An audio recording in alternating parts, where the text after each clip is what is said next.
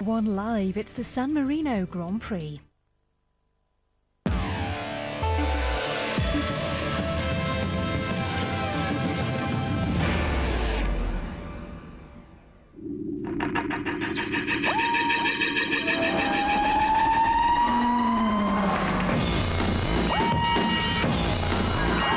Formula One on ITV in association with Texaco.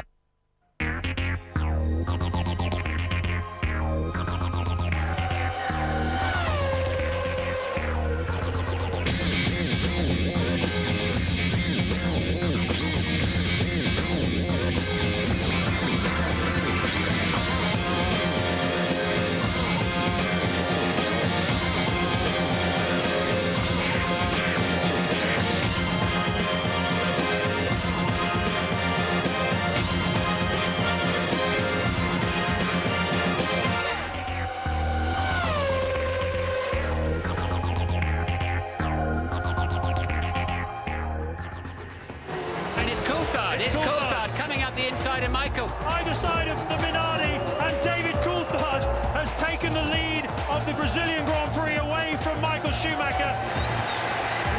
Then Coulthard then, is this good enough for provisional pole position? Yes, it is at the moment. Fantastic 23.0.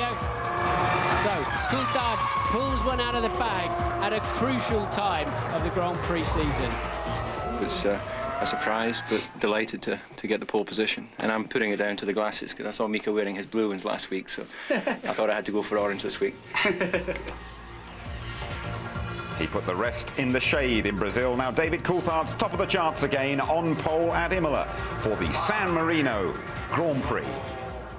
Hello there, good afternoon. A very happy Easter to you all. The European F1 season starts right here. Bit more like it at Imola today. Lots of blue sky, nice sunshine, a very pleasant 15 degrees, a big contrast to that rain and chill we had in qualifying yesterday.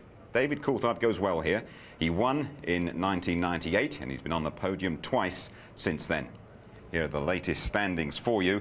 3 times world champion on the top. The Scot 6 points behind. Before his Brazilian triumph, Coulthard, he was second in Australia. He won in Malaysia and he's quickest in morning warm-up here as well. Barrichello rarely does well at this track. He's got 10 points. Heidfeld, an impressive 4th for Sauber. Frentzen, he won here back in 97 and Panis scored British American Racing's first points at Interlagos. Tony Jardine and Mark Blundell with me again. Now, Mark, first one for you. We have Coulthard on pole, but Michael Schumacher saying, you got it wrong, pal. You got the wrong tyres. Explain that to us. Well, Schumacher's on the harder tyre, and he feels that's going to be the way to go. And I can only think that they may take a one-stop option. A couple of guys did it last year, but the critical factor will be that it is so tough on brakes around here, so the wear rate will be high. If they do go for one stop, it'll be interesting. Montoya had a few people thinking from Brazil. The pace with that one stop, Ferrari might go and do it. Let's talk about David Coulthard. He's never had back-to-back victories in Formula One. How important is it for him to get a run going, Tony? Well, the role is all important, you know, and he's had the best start he's had to a season for a long, long time. But there is a great feeling that there should be a bit more attention on his side of the garage, rather than that, you know, Häkkinen relationship with Ron Dennis, which he has to break. They're working on that. If they get behind him a bit more, I'm sure he can keep producing the results like this. OK, let's take a look back at qualifying. Michael Schumacher was trying to equal Ayrton Senna's all-time record of 8 successive poles. At one stage, Mark, it looked as though he's going to do it. Oh, tremendous lap he put together, and he's pushing very, very hard. Obviously trying to keep the Tifosi happy. A lot of pressure on his shoulders. But, you know, as much as he pushed, I don't think he was going to get it done by the end. And it was a great qualifying.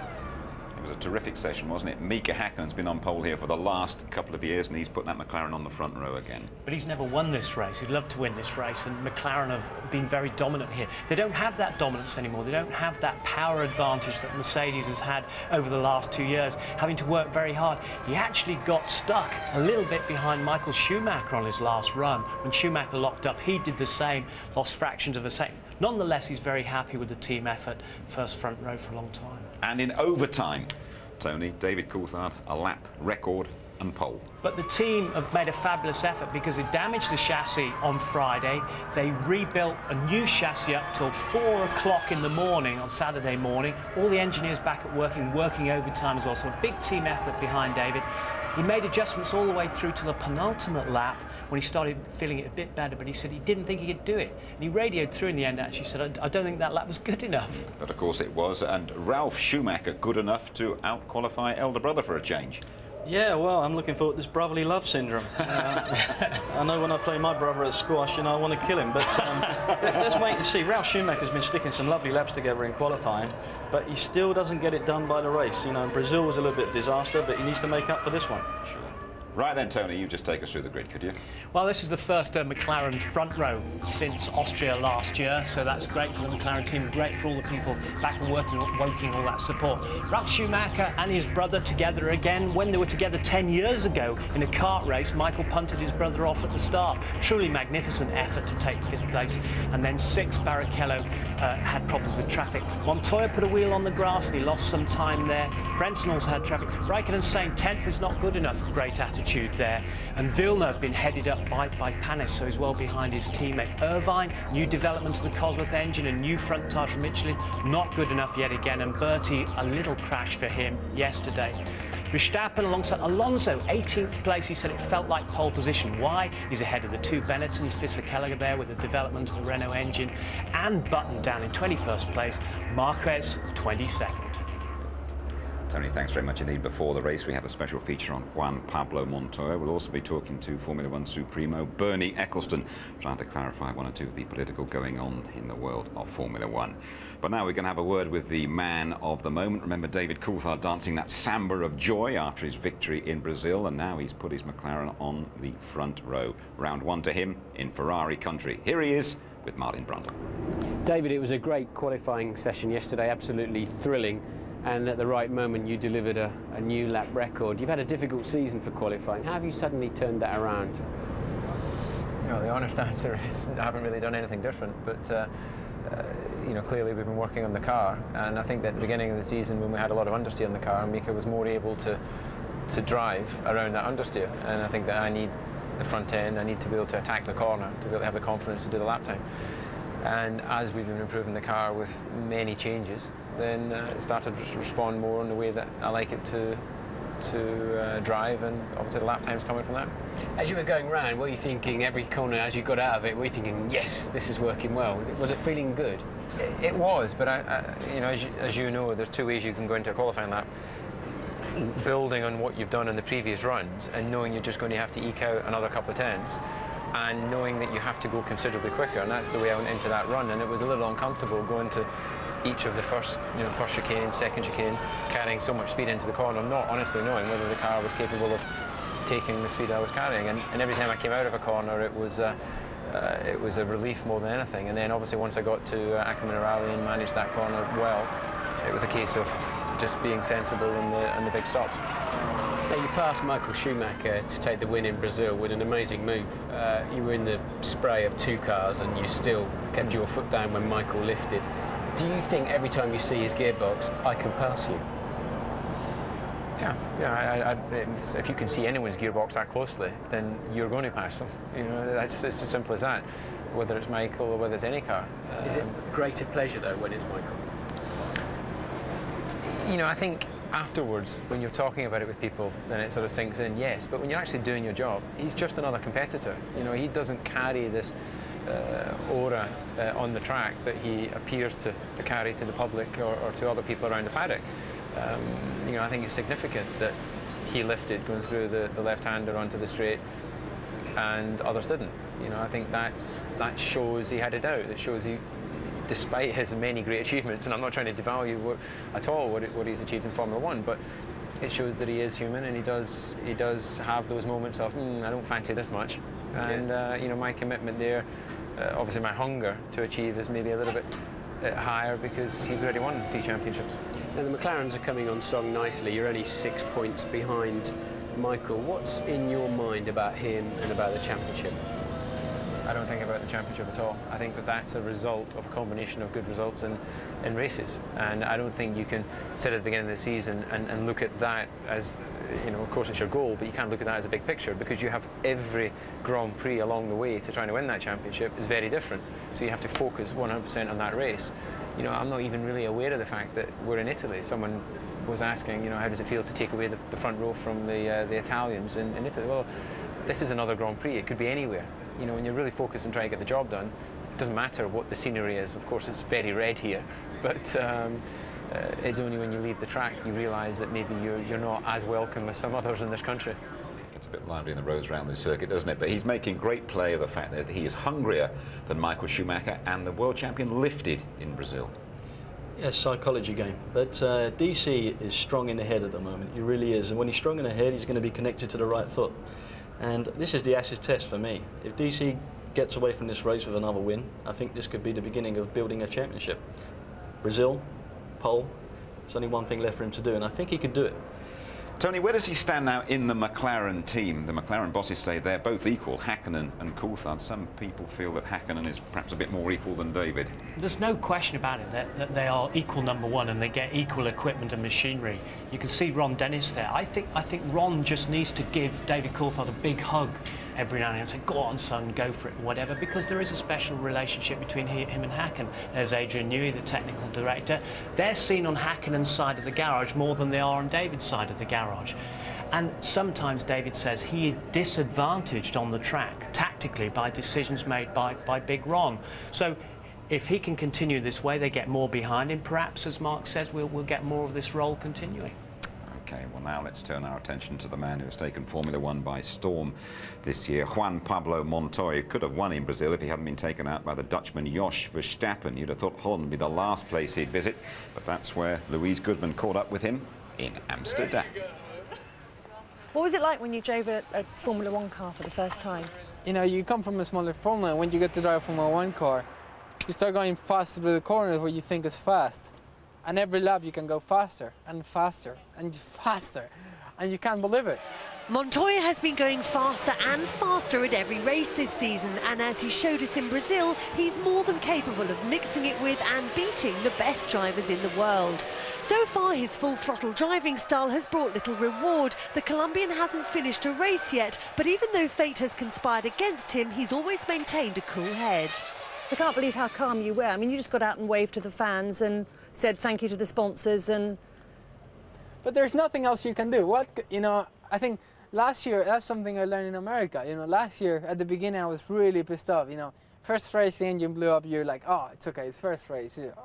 Second race, same thing. Third race, same thing. Fourth race, you go, argh! Or, you know, when the engine's only last, something else breaks. And it was really frustrating. And I had to learn to keep calm because the next race will come. Last year may have been difficult, but there were plenty of good times for Juan Pablo in the US. He became the youngest man ever to win the Champ Car Series in '99, and last year added the prestigious Indy 500 race to his list of victories.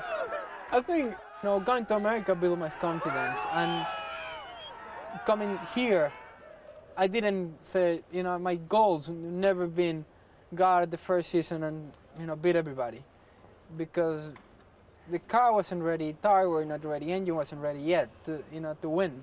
So I came to a car that is moving, you know, it's in high, you know, it's climbing to get to the top again. And I think what we're showing in Brazil, and you know, as the season is starting to get on, is that we have the potential to be up front. And you don't seem to be daunted by any of the other drivers either. No, not really. You know, they're good drivers. It's very competitive series, but it doesn't mean that you're gonna go and, oh, it's this guy, oh, this is, no, you can't. You know, you're racing and you're here because you're capable of doing a job. From my perspective, I'm not gonna go and say, oh, it's Michael Schumacher or it's Mika Häkkinen or something, you know, be after you. You can't, you know, we're racing, and, you know, my goal is to win races, not to let somebody else win. Do you think that might lead some people to believe that maybe you're sort of a bit overconfident or cocky and, you know? I'm not cocky because I know I have loads of things to learn. You know, I'm just in a learning curve, and there's a lot of things that I'm in disadvantage. You know, it's my third race in Formula One. Qualifying, for example, I haven't got it right yet. First race a bit under, last race, a bit too much. But, you know, you learn from that, and you gotta try to make it better. Williams were the team one way and another that everybody was talking about in Brazil.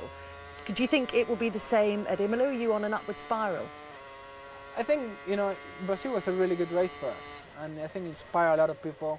I think people, you know, could see light at the end of the tunnel. We could say, you know, they see they're capable of get to win races now, and you know, there's still a lot more work to do before we can be, I think, all time on maximum level. But it's definitely getting better. Confident, not cocky. The odd embellishment to his English, but. Are we getting too worked up about him too soon? I mean, he hasn't he had a pit stop, has he?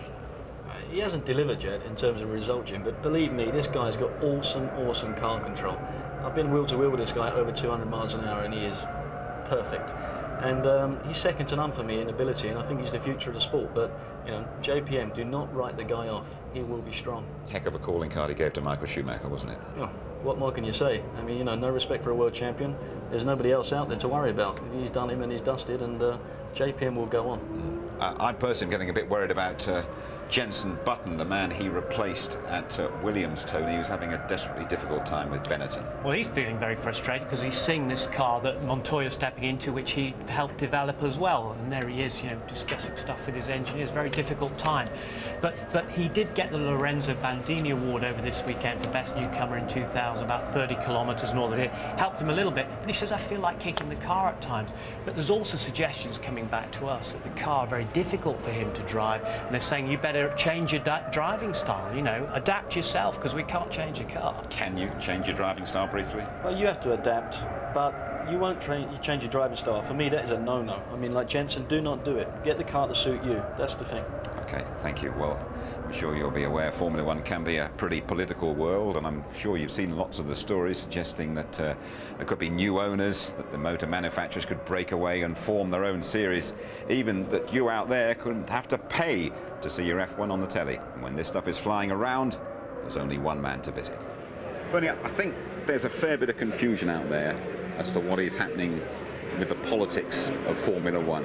Give us your view of the current state of play. A lot of confusion. I think that's about it. No, all that's simply happened is that the operating companies in Formula One are the same as they've always been. I'm the chief executive, and nothing's changed. Nothing's changed at all. The people, EMTV, were the original people, the TV company. Well, they're not actually a TV company. They call themselves EMTV, but they're not. They're people, programmers in Munich that originally took 50% of the company. Have taken their option for another 25%, but it's nothing to do with the operating company at all. How about the manufacturers, Bernie? They think that they would like to be involved, which they had a good opportunity over the period to be involved if they wanted to be. And they missed the boat a little bit because I think they misjudged what was going to happen. But I think in the end, people will start talking. Do you think that you ultimately are going to have to broker a deal to keep, and you're not bad at that, I have to say, to keep all parties satisfied? I think they'll broker their deals themselves. You know, they know what they want and what they're trying to achieve. So I think it will sort itself out in the end. Is it a case from the manufacturer's point of view of them coming into Formula One when it is sexy, when it is very strong? No, basically I think the problem was, as long as they thought I was totally in control, which I never have been actually, really? They were happy. And they think, you know, I suddenly keel over or something happens to me, and they don't really want to be in the hands of somebody they don't know. I think that's the truth. What sort of credibility would you put on a rival series to Formula One being formed by the manufacturers? I haven't got the slightest idea. I think they'd be a little bit silly if they decided this is the way to go, because they can do it in a much better way. I mean, really, they're in Formula One to sell their products. That's what they're there for, not to run races or run race teams or anything like that. So I suppose in the end, that's probably what they'll come down to that and say, well, that's what we ought to do. And would I be right in thinking that Formula One essentially, because of the agreements that are in force, has to stay the same until 2007? Well, the current contracts are there till the end of 2007, yes, for sure. All the teams have to compete, and it basically has to stay as it is now. But as you know, Formula One never stays as it is. We hopefully move on. I hope it doesn't stay the way it is. I hope it moves on and progresses anyway. You've been watching the first few races at home on ITV, yes, like millions of others out there. Just before we put this subject to bed, there is a fear that Formula One might go on paid television and not be available on terrestrial? Absolutely no fear at all. The agreement I've made with these people is to stay with them for 5 years, if I'm alive and well. And that is that it will not go on pay-per-view. That's one of the agreements. And they've committed, they said it won't. I mean, Kirsch, that are basically a little bit, they're funding the operation for EMTV. They're also a broadcaster like you. Free over air. They do pay-per-view and free over air broadcast, but their biggest, largest company is free over air television. With all these hassles going on, are you wondering about your own personal involvement in this game? No, nothing's changed for me. Everything's the same. But you stay the ringmaster, you stay in control of Formula One? Yeah, as much as I ever have been. Bernie, just finally sum up for us F1 2001 from your point of view. Going to be another good year, another good year. A few more people that can win, whether they do or not is another story, but could win races. And the little fellow in the white shirt is still going to be at the head of it all. Well, let's see. Let's see. Thanks, Bernie. Thank you very much. He'll go when he wants to, Tony, but just give us your view on things. You keep your ear very close to the ground in this sport. Well, I think the manufacturers have poured millions in themselves and they've gone, hey, what about me? We need something back about this. In order to stay in longer, if they get something back, they can justify it to their own boards as well. But the team owners and the team managers think, well, hang on, the manufacturers come and the manufacturers go. We still have to run Formula One. That's why when we're having breakfast at Jordan the other morning, all these team bosses were coming out of the motor, they're having their own separate meetings. Perhaps they're also trying to get more out of it at the same time. What is clear to me is that it's not over yet. If you're just joining us, just over 20 minutes to go to the start of the San Marino Grand Prix, but Tony there mentioning some of the team's views. Let's hear some of those views, shall we? First of all, talking to Sir Frank Williams, the team boss of BMW Williams. It must be clear that the Concord Agreement, which binds the FIA and the promoter and all the teams, does not expire till 2007. It's a long way down the road, so I do think that talk of a different series today is really premature. It doesn't bother me at all. It's not 100% clear yet what has to be changed, what should be changed, what could be made better. But everybody has the same interests, is to keep Formula One as an interesting platform, as it is for a long, long time, because that's the only way that we all kind of get out something out of this business. I've seen other series where many manufacturers have been involved and have basically killed the series. I only can hope that we find maybe a way that it still can run as in the past, because Bernie has proven right. Not everyone will agree always with the way he does it, but you have to look at the final result. It's a great formula. It's a great form of motor racing. It is the pinnacle of motor racing, and there's too many people that want it to continue for it to go wrong. But it's going to be a long, protracted negotiation, I'm sure. It is a great formula, and we will be right back with Murray's Imola memories and Martin ducking and diving down the grid.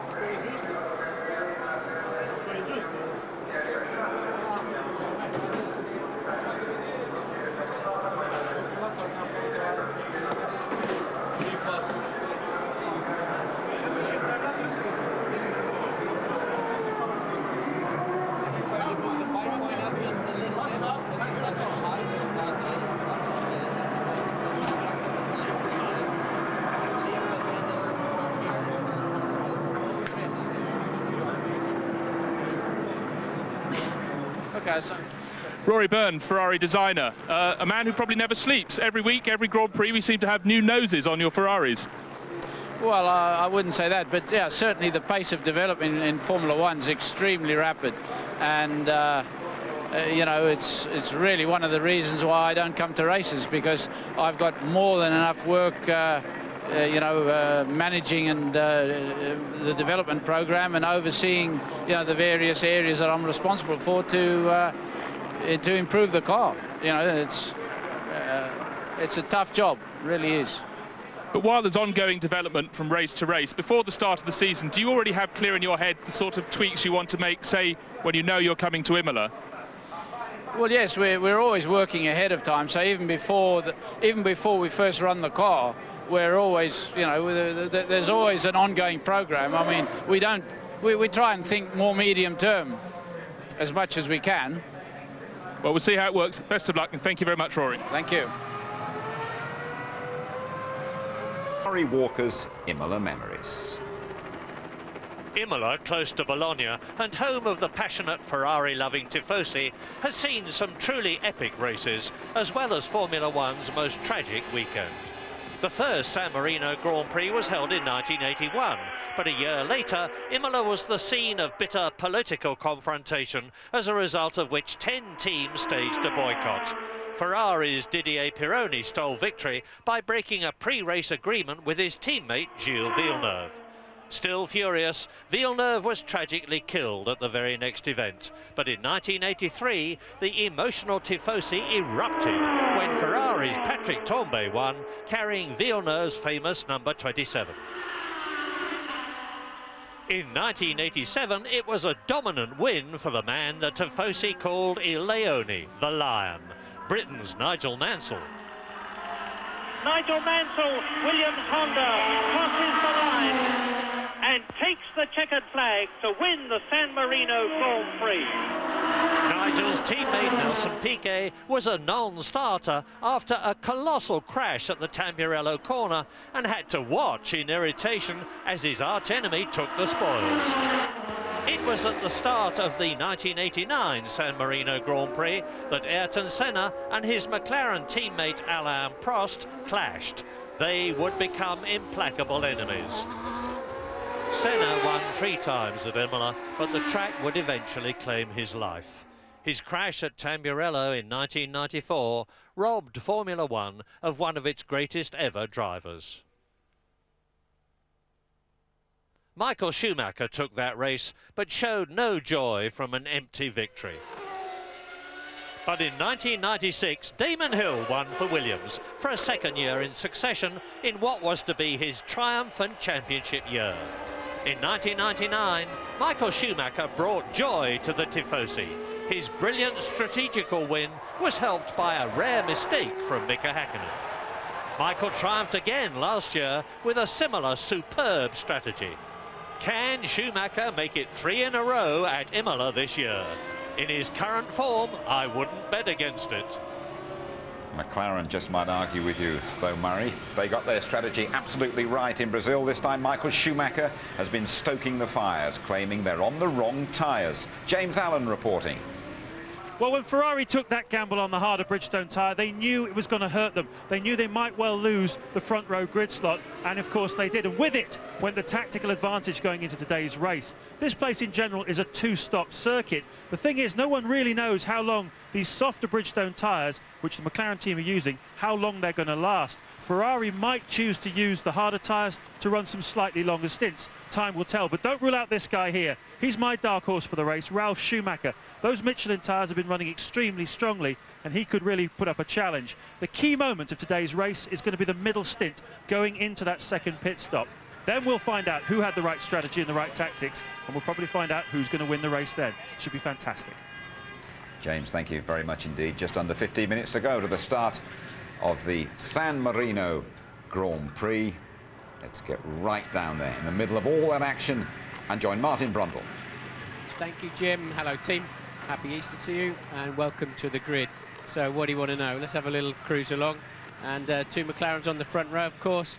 DC looking very relaxed and cool. I know he had a couple of great starts when he was practicing them this morning. Hakkinen. His wife's here for the first time for some races. Apparently she always brings him good luck. There's virtually absolutely no drivers on the grid at this time. I was checking them out just before you threw down to me, and they've all left the grid to go to the loo. So we're not going to see too many of those. I know Ralph just disappeared. We got I mean, look, it's a complete zoo on the grid here. You can virtually see absolutely nothing at all. But the crowd are remarkably calm. I know there's low numbers here today, and because it's Easter Sunday, but there's no real buzz that you normally get around here. But here's a man we can probably talk to. EJ, you were looking so good in Brazil, and then it all fell apart at the lot. What is this on here? Oh, come on, man. They're my special Easter pants, my lucky pants. Your special Easter pants. Well, they made of chocolate or something. You eat them later or something? I think they were given as a special little thing. We won't say who, but a special fan who sends us things and various things, and it's a lucky omen, I hope. Let's hope we didn't wear anything in Brazil. Let's hope I'm wearing it today. We can get something here. Good stuff. Yeah, I mean, you looked so strong for some points. What's your prediction for today? Who's going to be strong?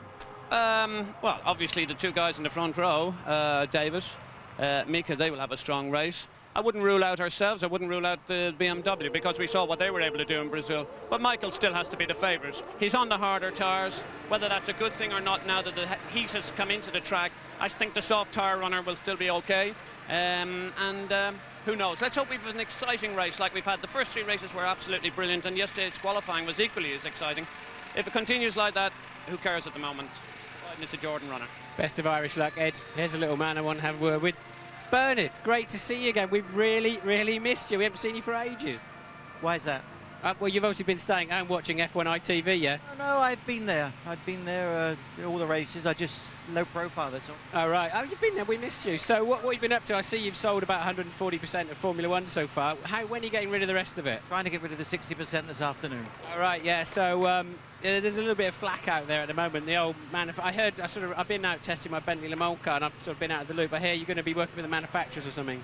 I've been working for everybody all my life, so what difference? Another one way or the other won't make any difference. Yeah, good. Well, I assume you're going to sort of put your normal piece of invisible elastic and it all comes shooting back to you anytime soon. Don't be naughty. All right, good stuff. It's good to talk to you, Bernie. And look, don't leave us in a hurry because it'll all fall apart if you're not around. Thanks a lot. Thanks. Cheers.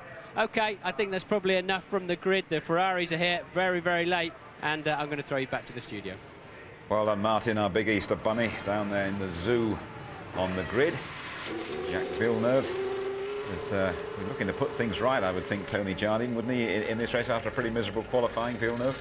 Yeah, he said it didn't come to us at all, but Panis is ahead of him, and he won't be happy about that.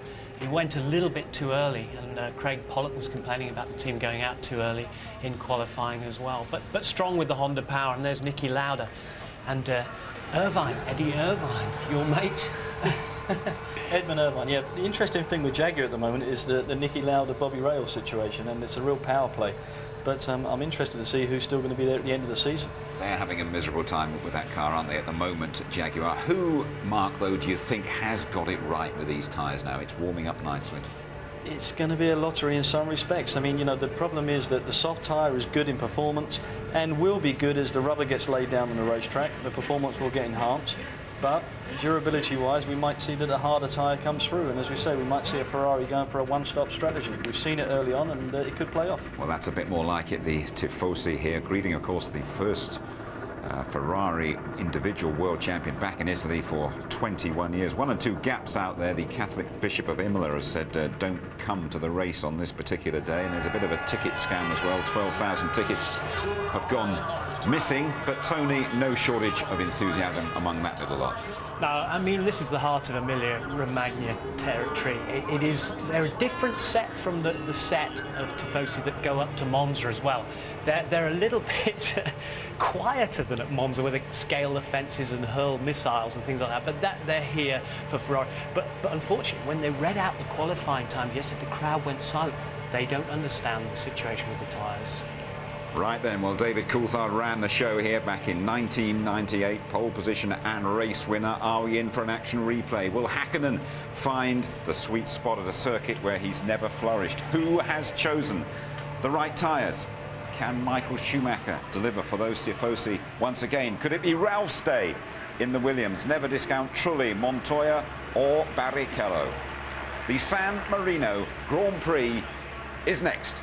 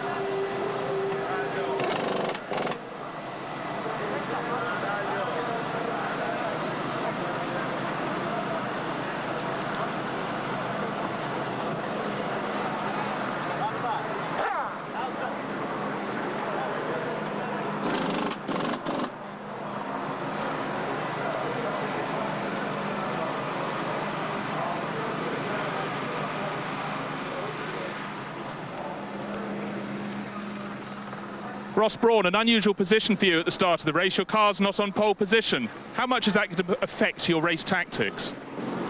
A little bit.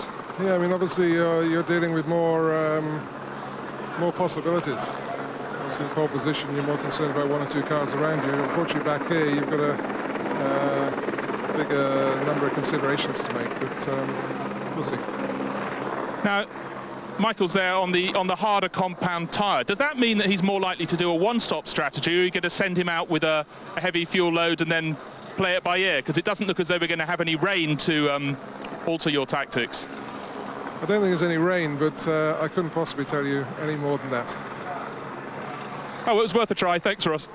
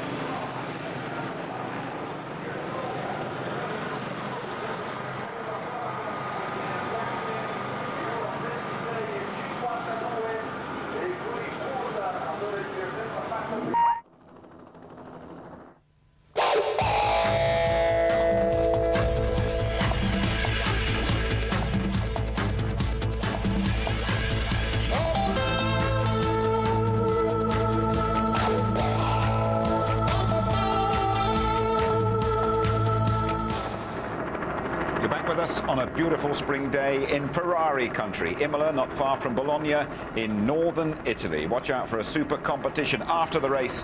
But now, enjoy the San Marino Grand Prix on ITV with Martin Brundle and Murray Walker. Afternoon, Murray. Afternoon, Jim. I'm in my usual state up here. High tension, heart beating like a trip hammer, whatever that is. Well, 4 degrees on Thursday it was when we arrived here. Very, very much anorak time and raincoat time. Look at it now, blazing sunshine, blue skies, 14 degrees, and that is good for Michelin. Now, the Michelin tyres go better in the heat. Look at Brazil. They were really, really worried on Thursday, Friday, and yesterday to a great extent.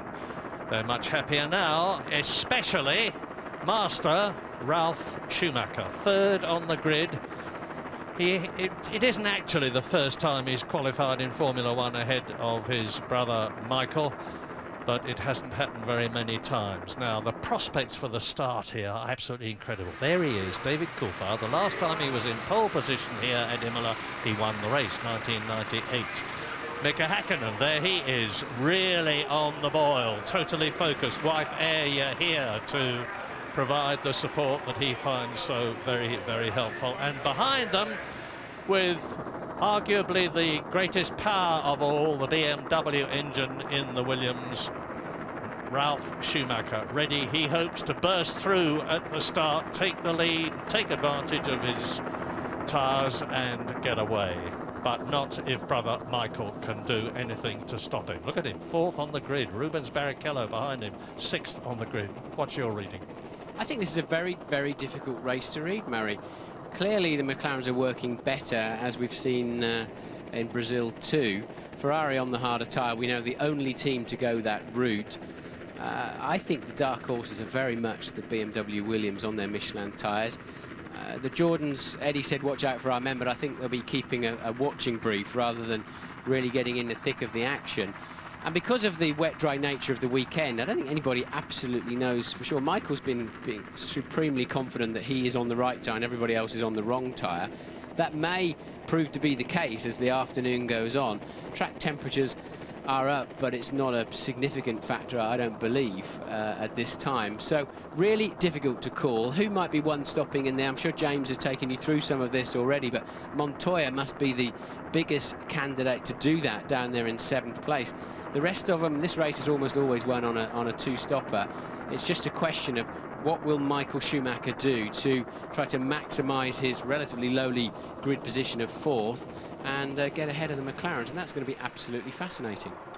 Yeah, let's just remind ourselves what this 1-stop, 2-stop, 3-stop stuff is all about. I've had it suggested that teams like Arrows, and Jos Verstappen is down 17th on the grid, his teammate Bernoldi 16th, as we look at Michael Schumacher, might even go 3 stops, because by so doing you can start off with a much lighter fuel load, take advantage of that to get ahead of the people who are on a heavier fuel load in front of you, and if you've timed it right, it can work out well at the end. I would be very surprised if that happened. As Martin says, everybody last year that mattered did 2 stops, but you never know, especially with Ross Brawn, the Ferrari tactician, and Michael Schumacher, his ally in the cockpit, because they have pulled some flankers in the past which have been brilliantly successful.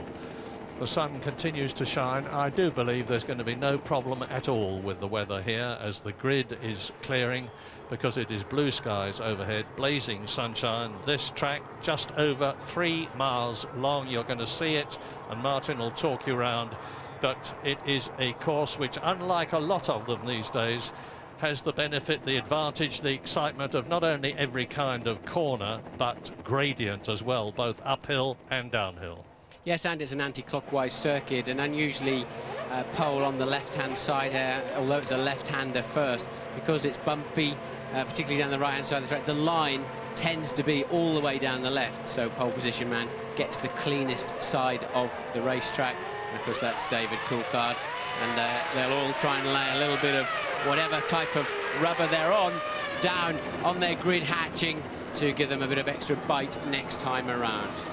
And everybody's got away all right. I'm just looking out of the window at the grid as I talk to you, as they go into the first chicane, the Tamburello, which is where Ayrton Senna so tragically lost his life, and there were 2 or 3 chicanes put in as a result of that to slow things down a bit. And this is the Villeneuve chicane before Tosa, the left-hander. But a Formula 3000 car dropped it on the exit of that Tamburello chicane. It's an enormous crash in the wall, so it's still a very, very fast area, particularly on the exit. They're now heading uphill over the blind crest into Piratella. That's a wonderful corner, really beckons you in and says, right, attack me, have some fun through here.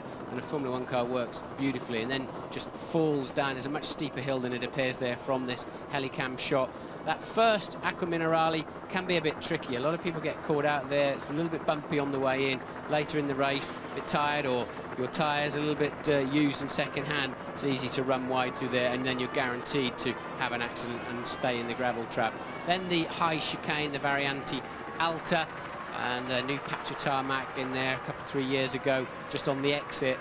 And again, providing you don't launch too heavily across the curbs, you've got to use the curbs, but you've got to somehow bring the car down in an even way, front and rear, so you can get straight back on the power again.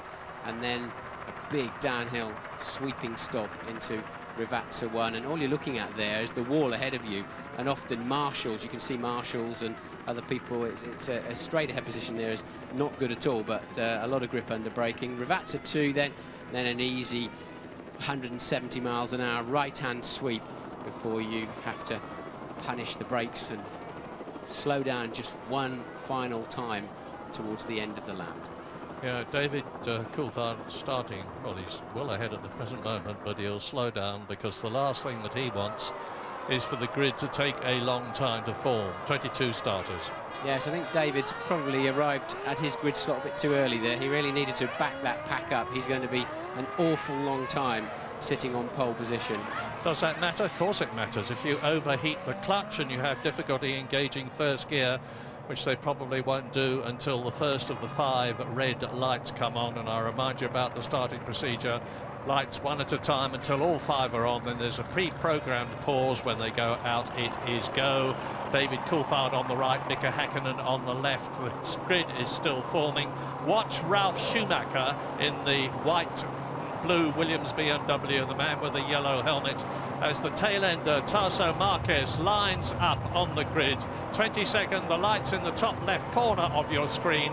62 laps, 1 on, 2 on, 3 on, 4 on, 5, pause, and it's go, and it's good for David Coulthard, and Ralf Schumacher is already past Häkkinen, and he's going for the lead. He's done it. Fabulous.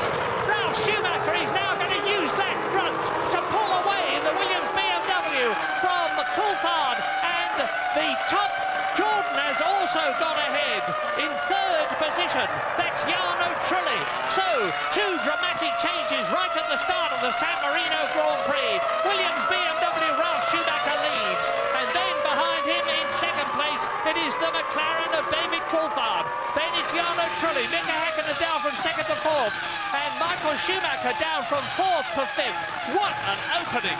Coulthard then too much wheel spin on the start. I think he rolled slightly early. The red lights were on for a very, very long time.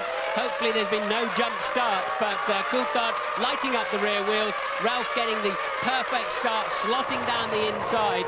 And well, we said those Williams could well be dark horses. This is a dream start for them.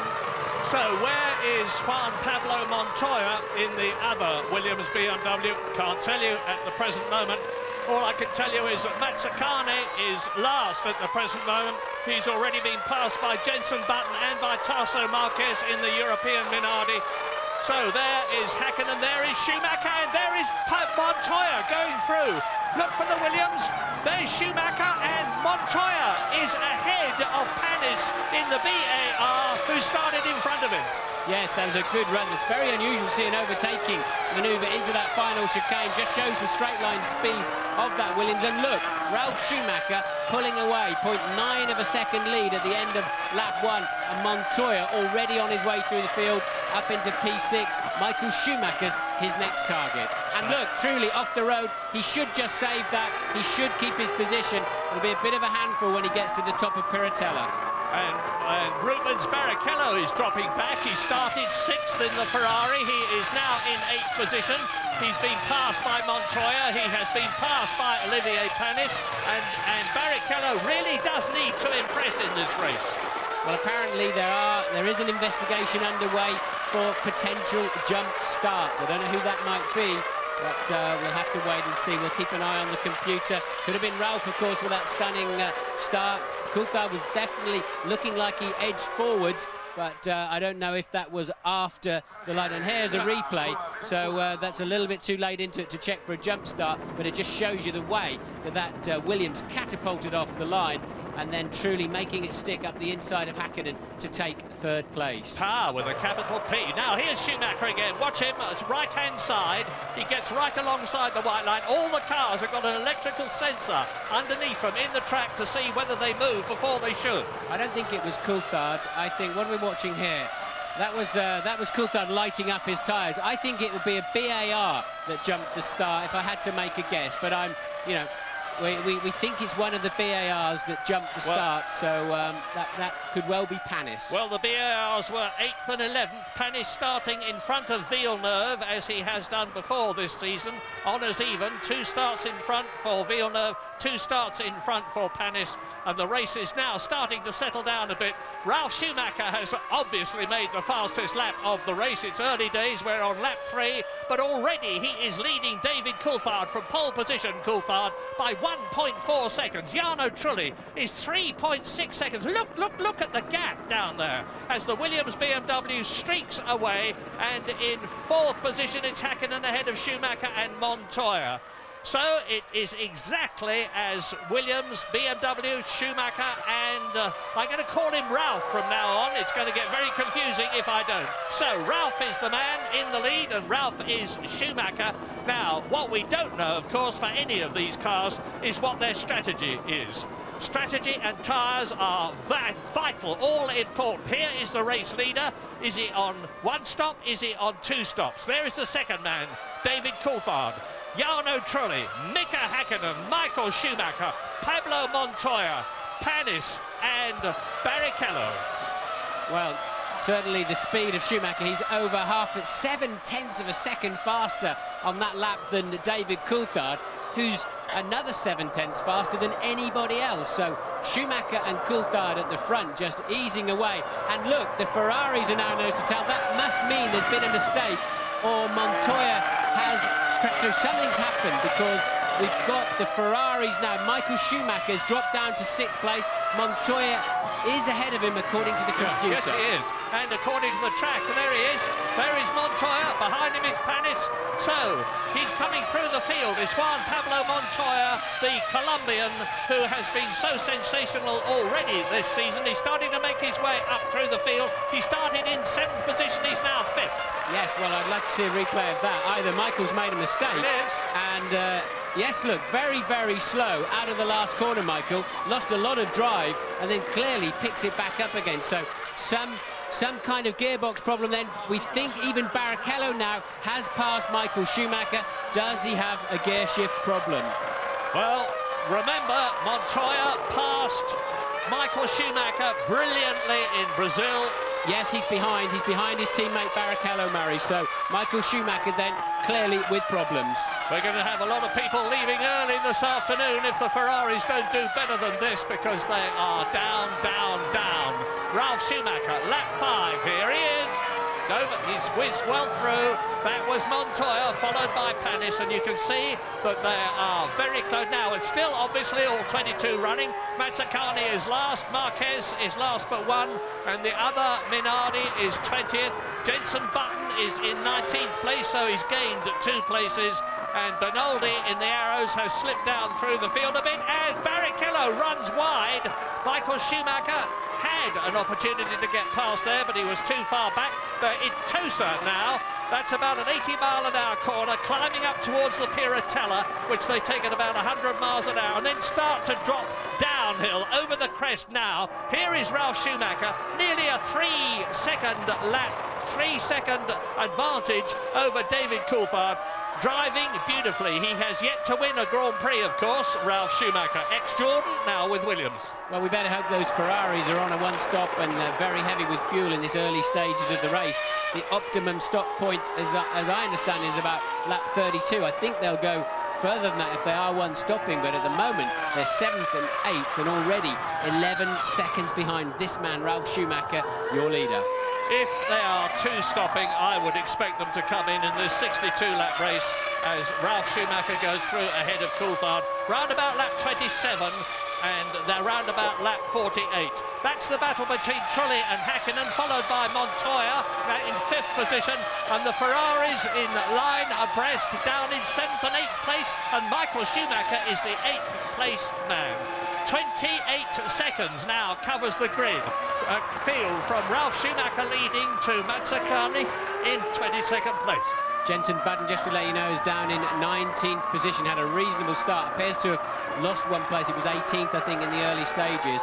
So now Barrichello collected himself up after that small mistake, homing in on Panis, but no information yet on who jumped the start, if anybody. Well, there are a lot of glum faces round me. We're in one of the grandstands opposite the garages, and there are thousands of Italians around us, very quiet and looking at very, very unhappy, because after all, Michael Schumacher had already won 6 races on the trot.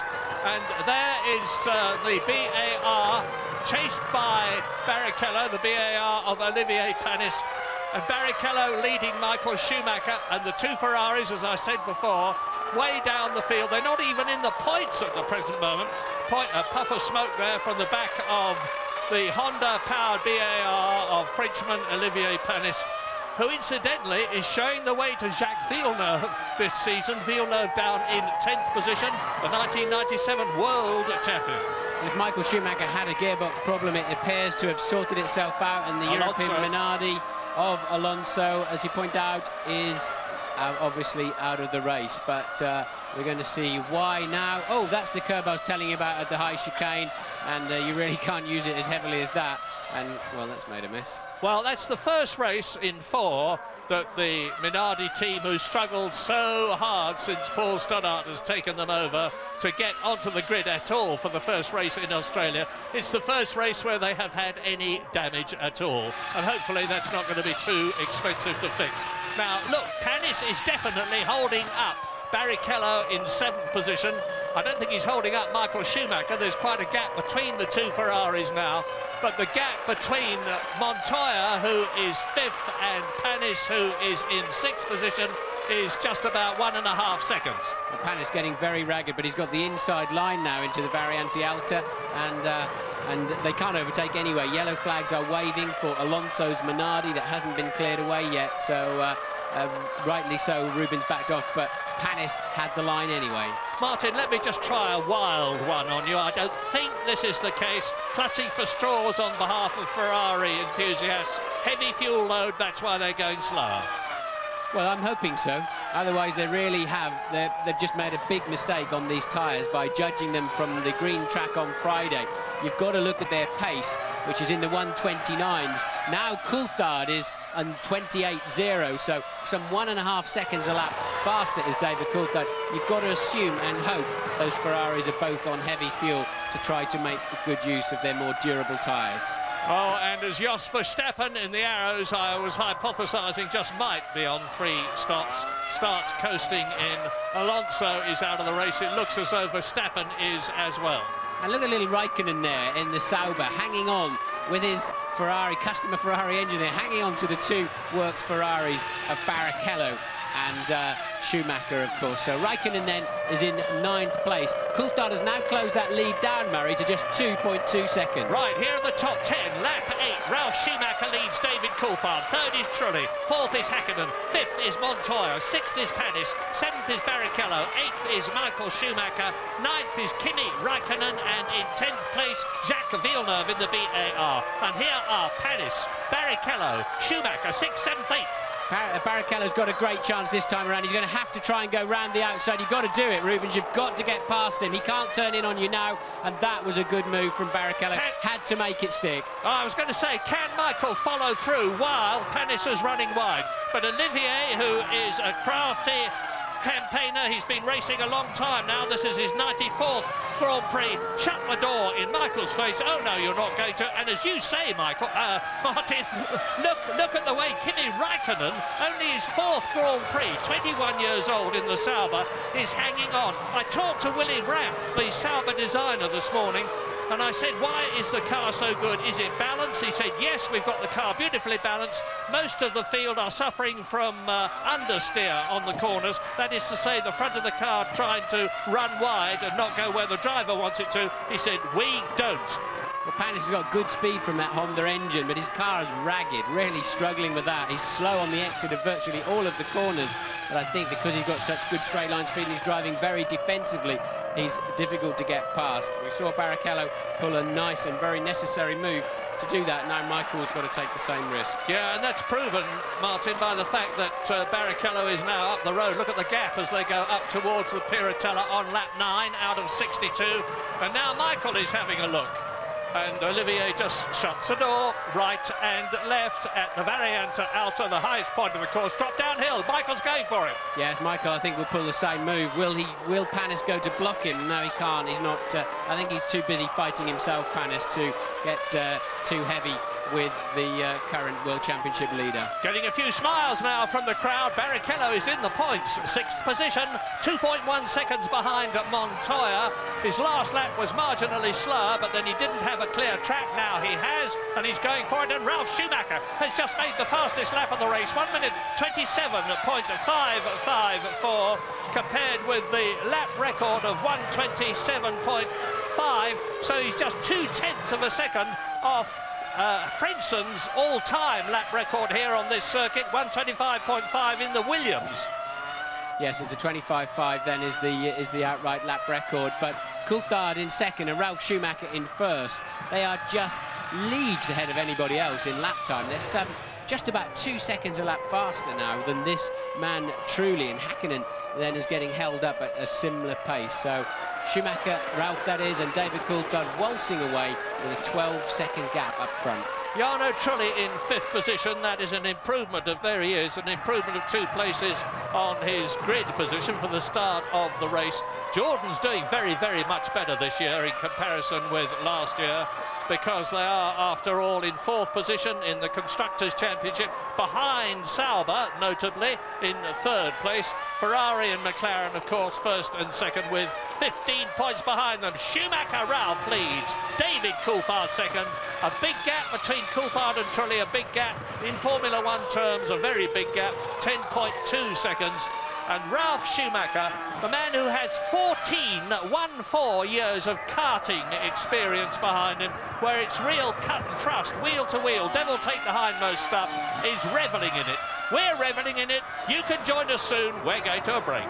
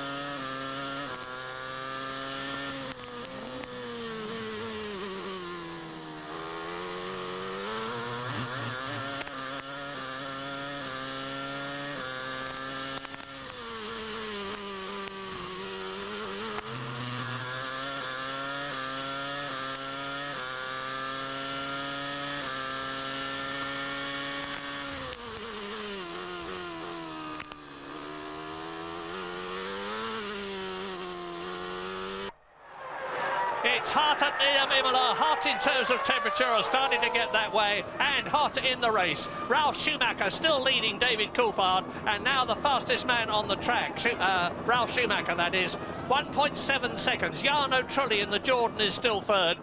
But Martin and I have just been talking, and I think both of us believe that Montoya, there he is in 5th place, followed by Barrichello Ferrari and Michael Schumacher Ferrari, could be on a one-stop strategy, whereas the men in front of them more likely to be on a two-stopper, in which case things are going to dramatically change in about 15 laps' time. We'll see.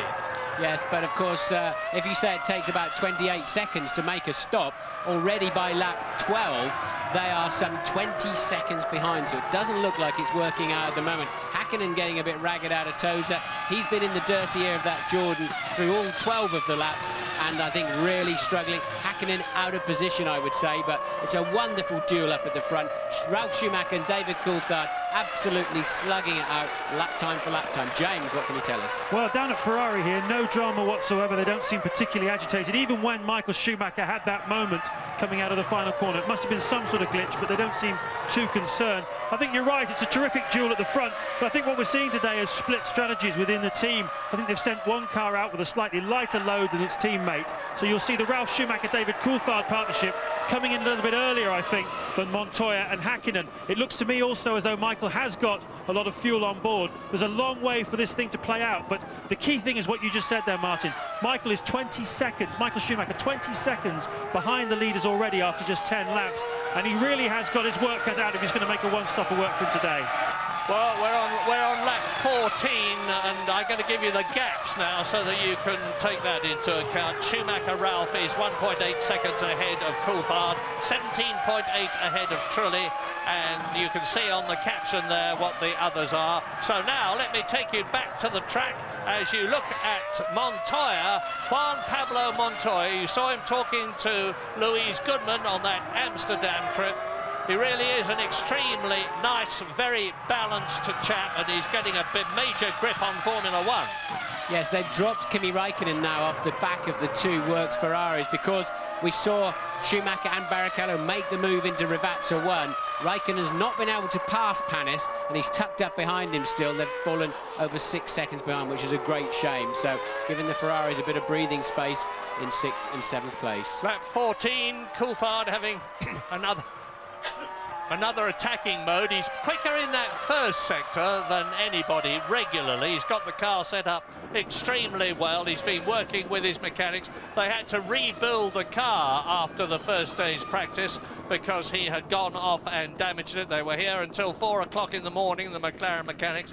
Back again just a few hours later to do the usual stuff that they have to do for the qualifying and other practice sessions. And look at the way they are closing up on each other now as coming towards us, Trulli, Hakkinen. We're riding now with race leader Ralf Schumacher as he laps Tasso Marquez in the Minardi, the European Minardi, on lap 15 out of 62.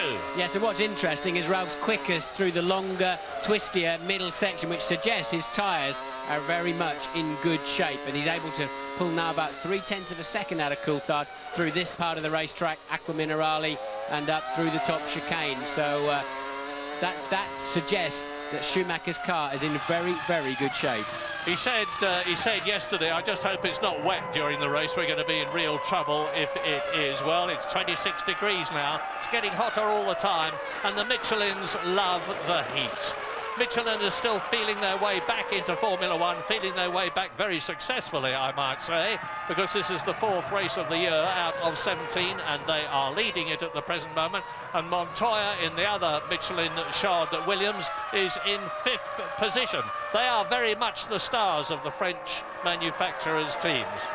Curiously though, look, Michael Schumacher's only just hanging on to the back of this pack, isn't he, Murray? He really is struggling to match the pace, only by a few fractions of a second per lap, but he's just hanging on. He's not really joining the party.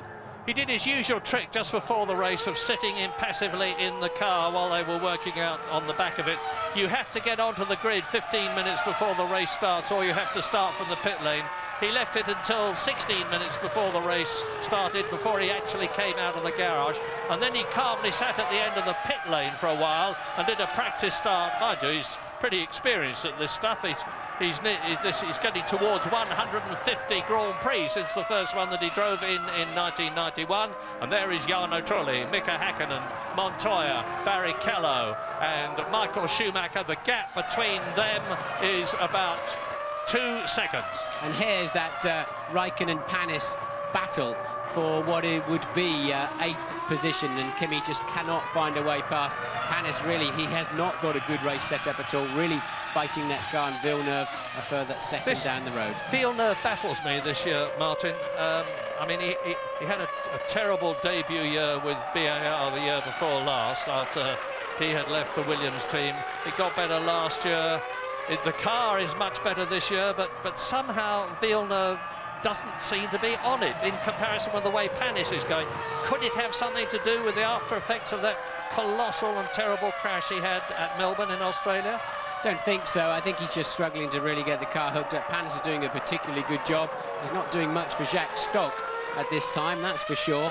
But you know, this was one of Jacques' great drives last year at this racetrack. Tremendous drive to finish 5th, a charge all afternoon, but he hasn't got the car to his liking so far. Lap 17 now, and the gap is extending, getting bigger between Ralf Schumacher and David Coulthard. 2.1 seconds, as again David Coulthard goes fastest in the first sector. It's very much a battle between the Williams BMW and the McLaren Mercedes. Let us not forget that McLaren are powered by that mighty Mercedes-Benz engine, which is made by the Ilmore concern at Brixworth in England.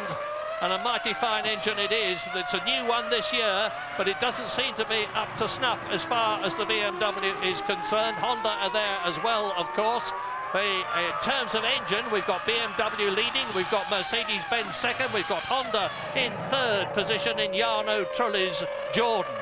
And the Italian Jarno Trulli is now nearly 21 seconds behind Ralf Schumacher. Jordan lost a lot of their key personnel over the winter. They got an enormous amount of strength and depth. Here is Ralf Schumacher crossing the line.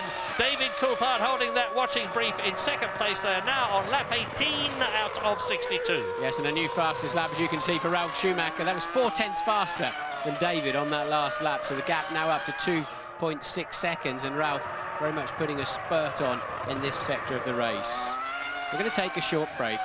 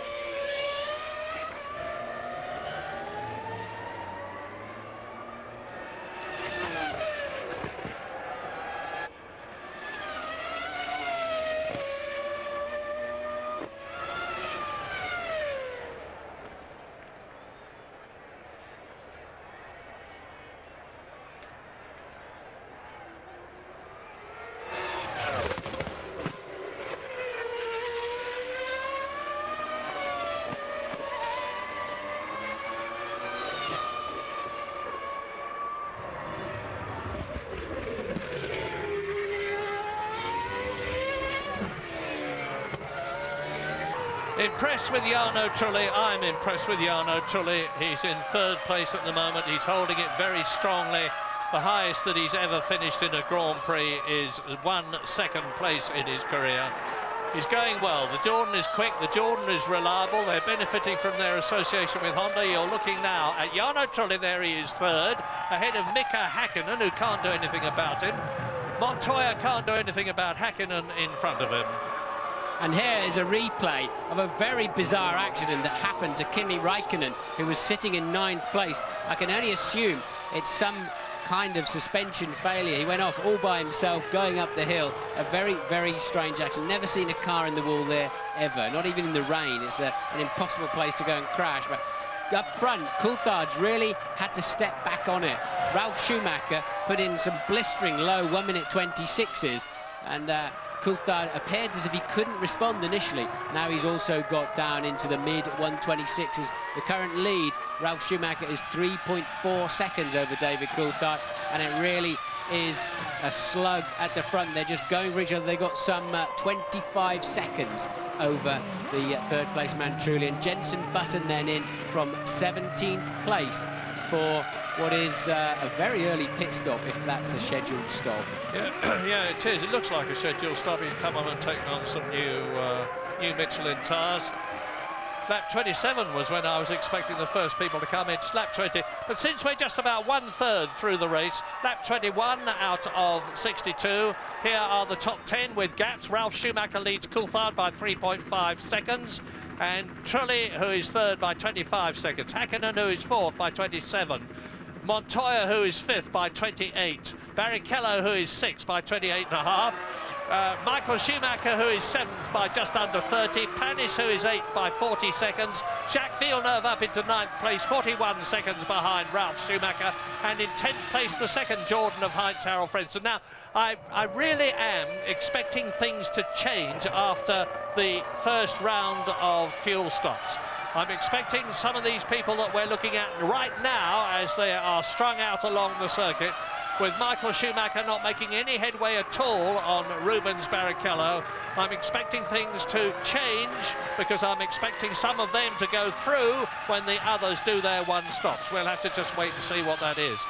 Rubens Barrichello, incidentally, who has had a lot of criticism from other drivers, particularly Ralf Schumacher, on account of the fact that there have been comings together with his Ferrari in every race this year, needs to finish well up in the top 6, and at the present moment he's only in 6th position, and James Allen is in the pits. Yeah, I've switched over now to the McLaren garage, where there's a bit of gloom on the part of Mika Häkkinen that he's being held up, and all the cars behind him as well, Montoya and the two Ferraris, being held up by Jarno Trulli.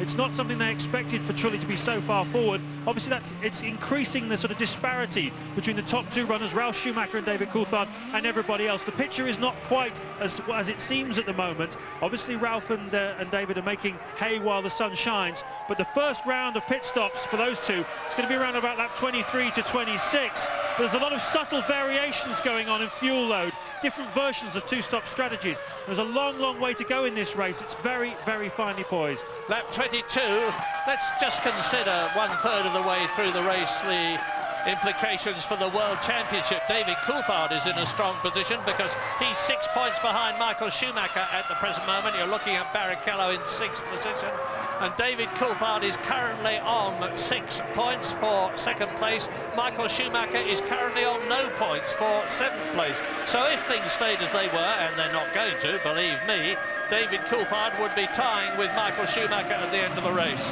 Well, Benetton, the third Benetton we've seen in the pits. You saw Jenson Button stop for a second time while James was talking about some race strategy. Clearly some kind of refueling problem for Jenson Button's car, but this is very, very early and only compounds the misery, I'm afraid, of the Benetton team currently running down in 14th and 18th. I'm not sure I completely subscribe to the idea that Trulli's holding everybody up. No, so Häkkinen is some 1.5 seconds behind him and lapping roughly the same pace. Clearly it would have damaged Häkkinen's tyres a bit earlier on in the race, but he's not. Look, there it is, you can see for yourself. Not exactly climbing all over his gearbox, is he? No, there's Räikkönen being taken home on the back of the motorbike. No, I'd second that. I would say that Jarno Trulli is driving an absolute blinder of a race to stay the way he is, ahead of Häkkinen, Montoya, Barrichello and Schumacher. And down there is Ralf Schumacher leading the San Marino Grand Prix. It's nice to have a look at him because he's out on his own. He's nearly 4 seconds now ahead of David Coulthard, driving a calm, cool, calculated, immaculate race making the most use he can of that BMW power and the tyres that he's got and his own experience. And he is seemingly on his way to a debut victory in Formula One. But in order to do that, he's got to do another 40 laps. Into the pit lane comes Tasso Marquez. He has not retired, as you can see, in the European Minardi. I think it's very significant what's going on at the front of this race. Remember, had it stayed dry and with no problems in the previous Grand Prix in Brazil, either Ralf Schumacher or Montoya, either of them could have and would have won the race. So I'm absolutely sure that you know, we're looking at that. So Michael Schumacher, I believe, he's got a front left puncture. So a miserable afternoon continues for Ferrari, and luckily he knew there was a Benetton coming around the outside in there. Michael's going to lose half a minute on this. Hopefully it won't delaminate Murray and start ripping the suspension. But there you can see a punctured left front, and he's got to go carefully such that doesn't do further damage. Well spotted. Was that instinct, or could you really see it?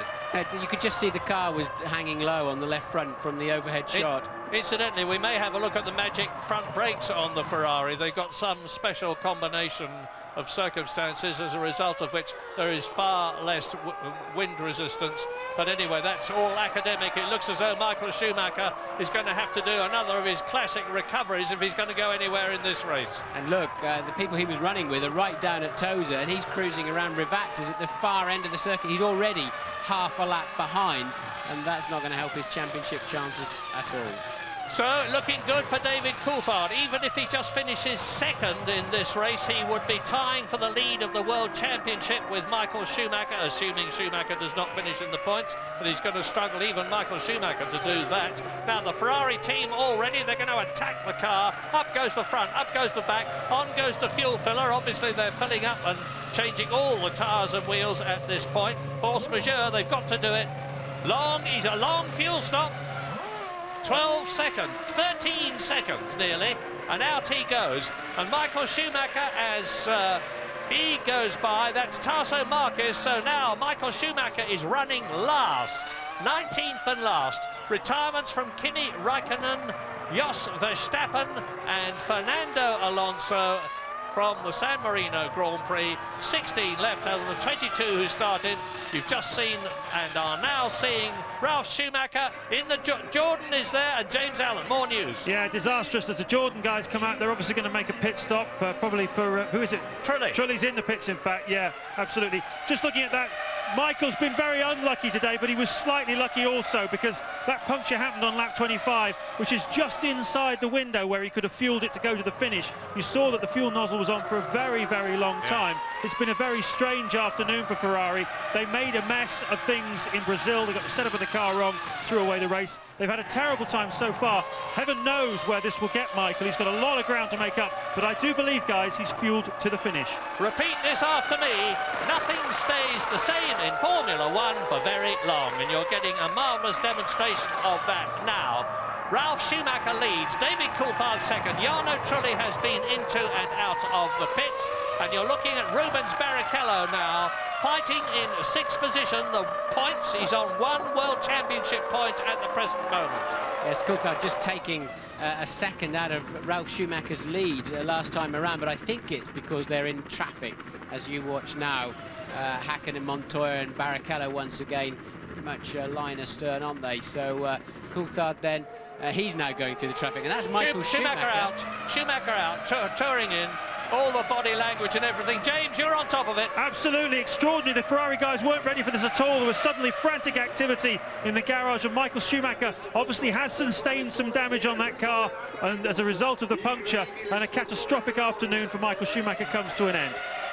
Well, it's his first retirement for about 10 races, and he's been right up at the top in all of them.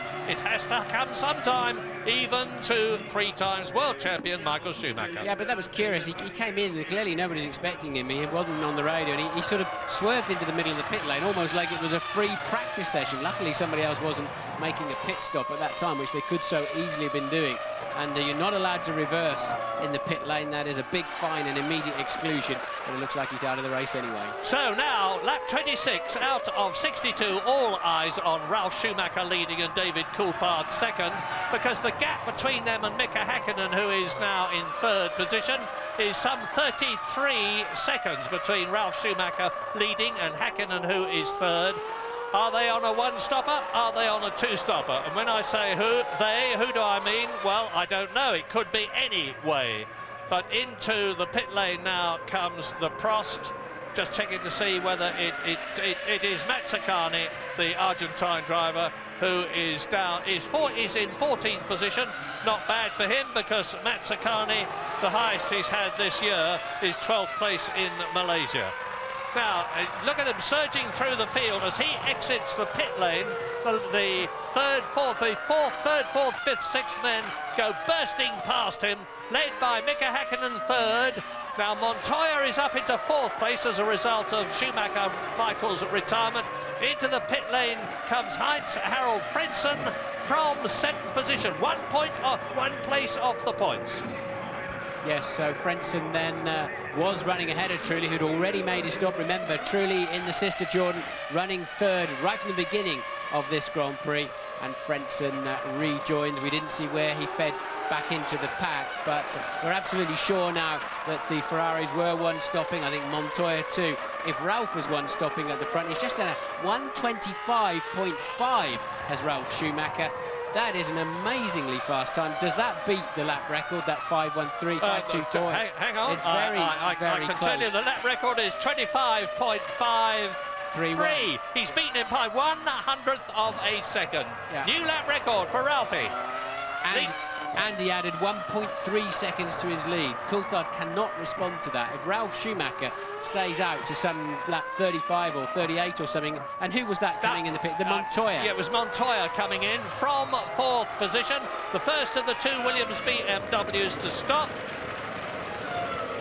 Under go the jacks, up go the cars, on go the tyres, in goes the fuel hose, down it comes the fuel.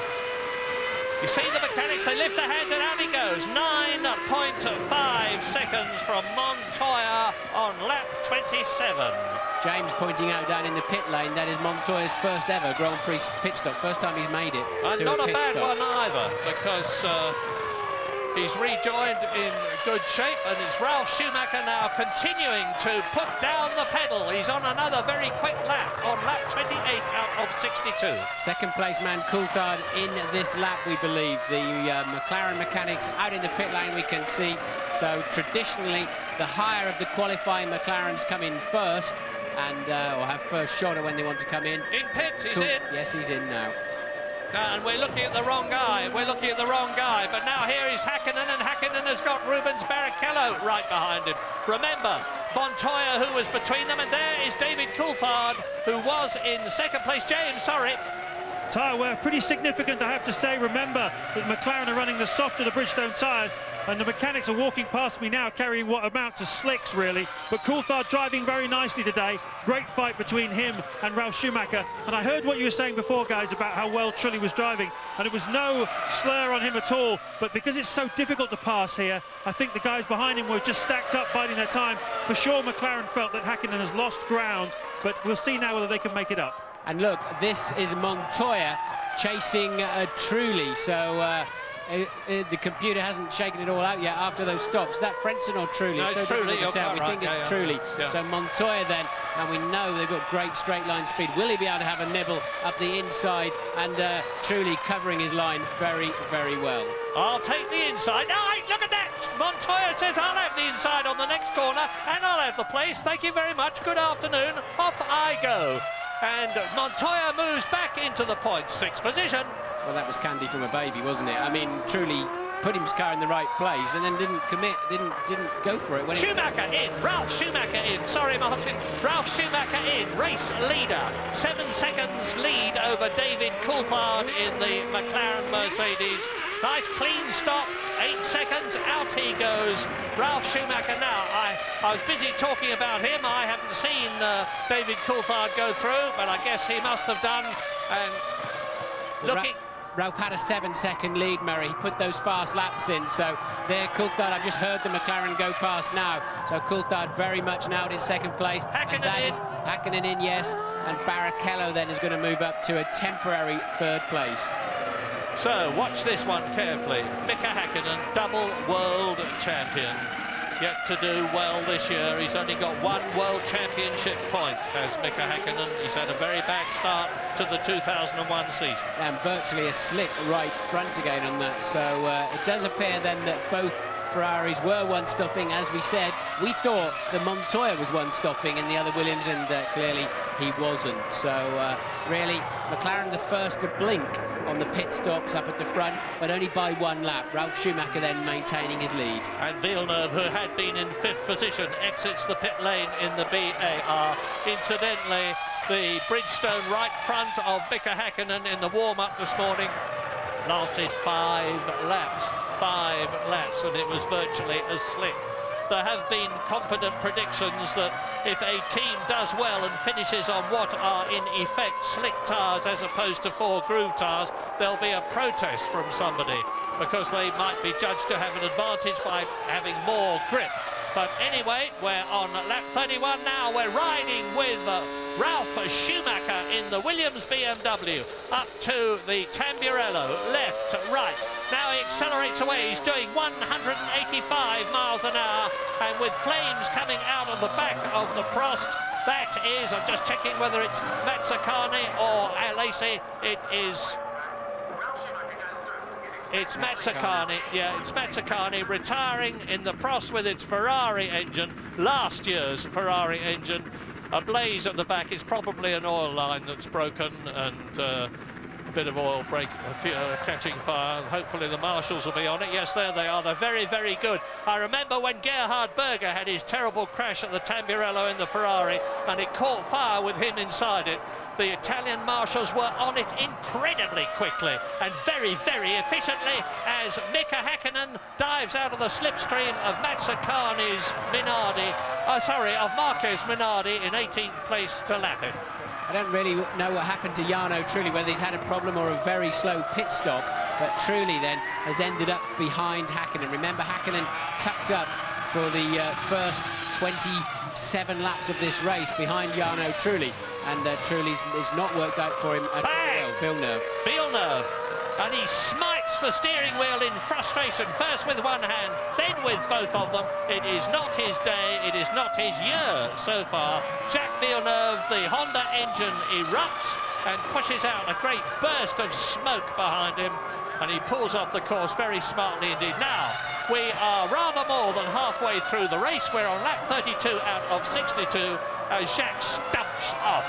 I am not at all happy about this, and Ralf Schumacher is leading David Coulthard by 9.3 seconds.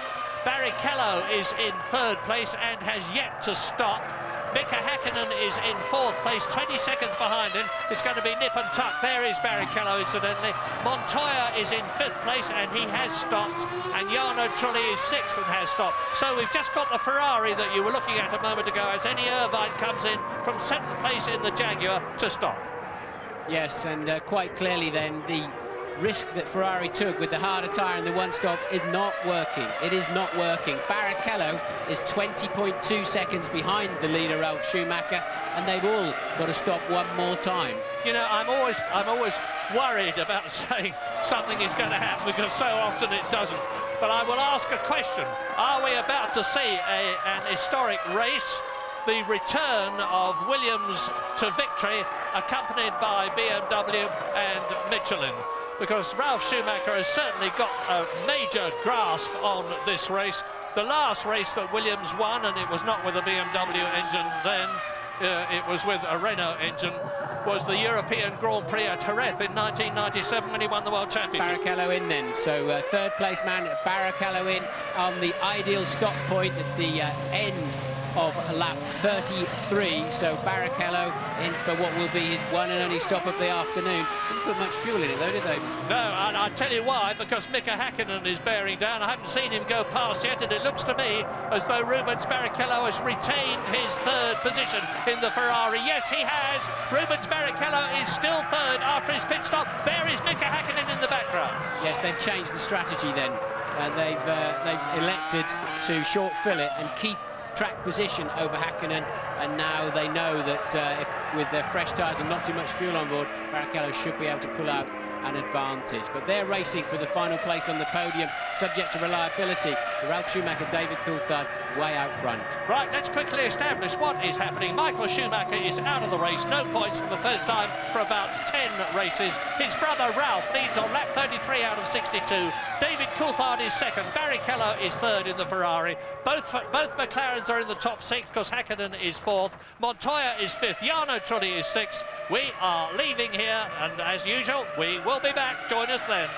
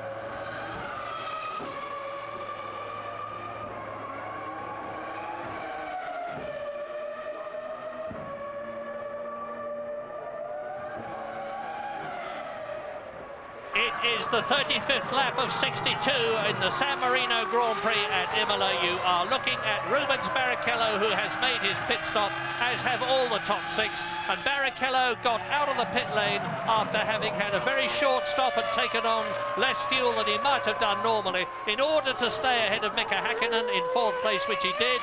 Here is Ralf Schumacher continuing to dominate the San Marino Grand Prix. He's leading Coulthard by 12 seconds. After that magnificent start. Remember, he started from 3rd place on the grid and he burst through past the 2 McLarens and surged away, and he stayed at the front ever since, including his pit stop. Superb driving, reminiscent of his brother. Tell you what, it might be Easter Monday tomorrow. Coulthard then 12.6 seconds down, but there's some heavy meetings going on at McLaren, Ferrari and 1 or 2 others. These Michelins are looking seriously strong very, very early, and they're going to, some of those are going to want to jump quite soon without upsetting the apple cart where they're at. Yeah. And clearly there'll be some politics going on if some of these teams decide they want to jump to Michelin. Yeah, I must say I've never had any doubt that the French concern would be up the front very quickly. They've been in Formula One in the past. They've dominated motorcycle racing and just about every category of motorsport when they've been in it. They've got an enormous number of very experienced people at Clermont-Ferrand, where they do their designing and manufacture, and they didn't come back into Formula One lightly. They came back to win, but as you say, Martin, I don't think anybody expected them to win their 4th race after their return. They haven't won it yet, of course. We're on lap 36 out of 62, but they're certainly looking mighty strong, as they did in Brazil. And there is Mika Häkkinen. Well, look at Mika Häkkinen's lap time compared with that of Rubens Barrichello in front of him. He is marginally slower. He's certainly not gaining on the Ferrari at all. So whatever Ferrari's plan was, in terms of tyres, doesn't seem to have worked. Starting on the harder Michelins, which were about half a second a lap slower in qualifying, may well have been counterbalanced by their strategy, as race leader Ralf Schumacher, that you are looking at, comes up to lap Eddie Irvine in the Jaguar. Yes, I think it's a point we've got to make, actually, because we're talking about the Michelins being very good today. The next Michelin runner is Eddie Irvine, some 83.8 seconds behind, who's about to be lapped. So we mustn't forget, there's a pretty solid motor car there that Ralf Schumacher's driving and going extremely well. Nor must we forget that Sir Frank Williams and Patrick Head made their choice to switch from Bridgestone to Michelin very early on, as a result of which it was a BMW chassis with Jörg Müller, the German ex-Formula 3000 driver, at the wheel that has done all the development of these tyres. There are the Williams people in the pit lane. There is Eddie Irvine. Well, he's in 9th position in the Jaguar. If there's a bit of rot, he might even finish in the points, because there's still a lot of this race left to go. Some 26 laps. Now let's compare the speed of the Cosworth-powered Jaguar with the BMW-powered Williams as Ralf Schumacher closes up on Irvine to pass him.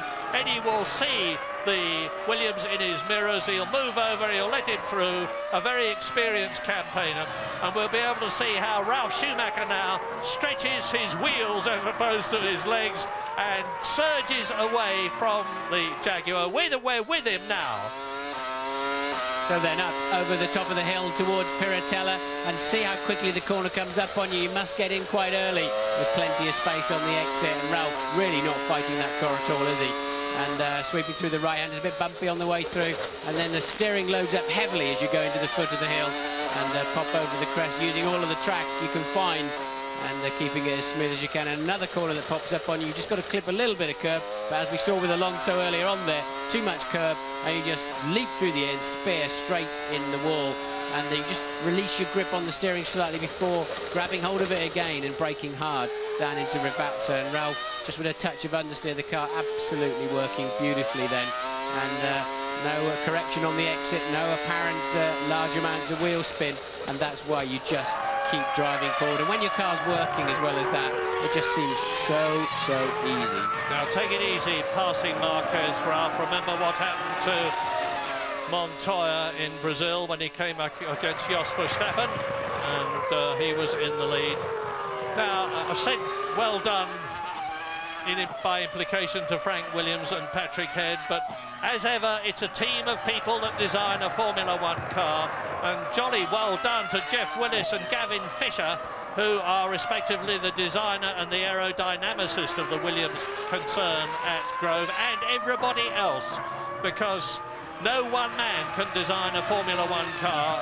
Just like the drivers and the team at the track, it's a team that produces the car, and the Williams team have done a fantastic job. David Coulthard in the Adrian Newey designed or led car with the Mercedes engine is making no impression on him at all at the present moment. There's still a 10-second gap on lap 39 out of 62, with Rubens Barrichello still the same distance behind David Coulthard.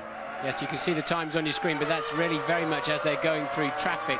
Coulthard now's got the lead down to 10.3 seconds, but he's really very much driving for his World Championship this afternoon. Ralf desperately wants that first win for his Grand Prix career.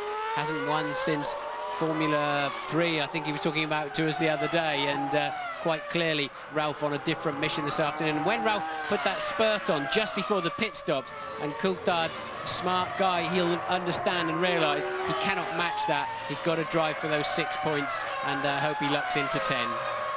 Well, at the present moment, McLaren are closing the gap in the Constructors' Championship by 4 points on Ferrari, who are leading it. We'll have to wait and see what happens, and you'll be back with us after the break.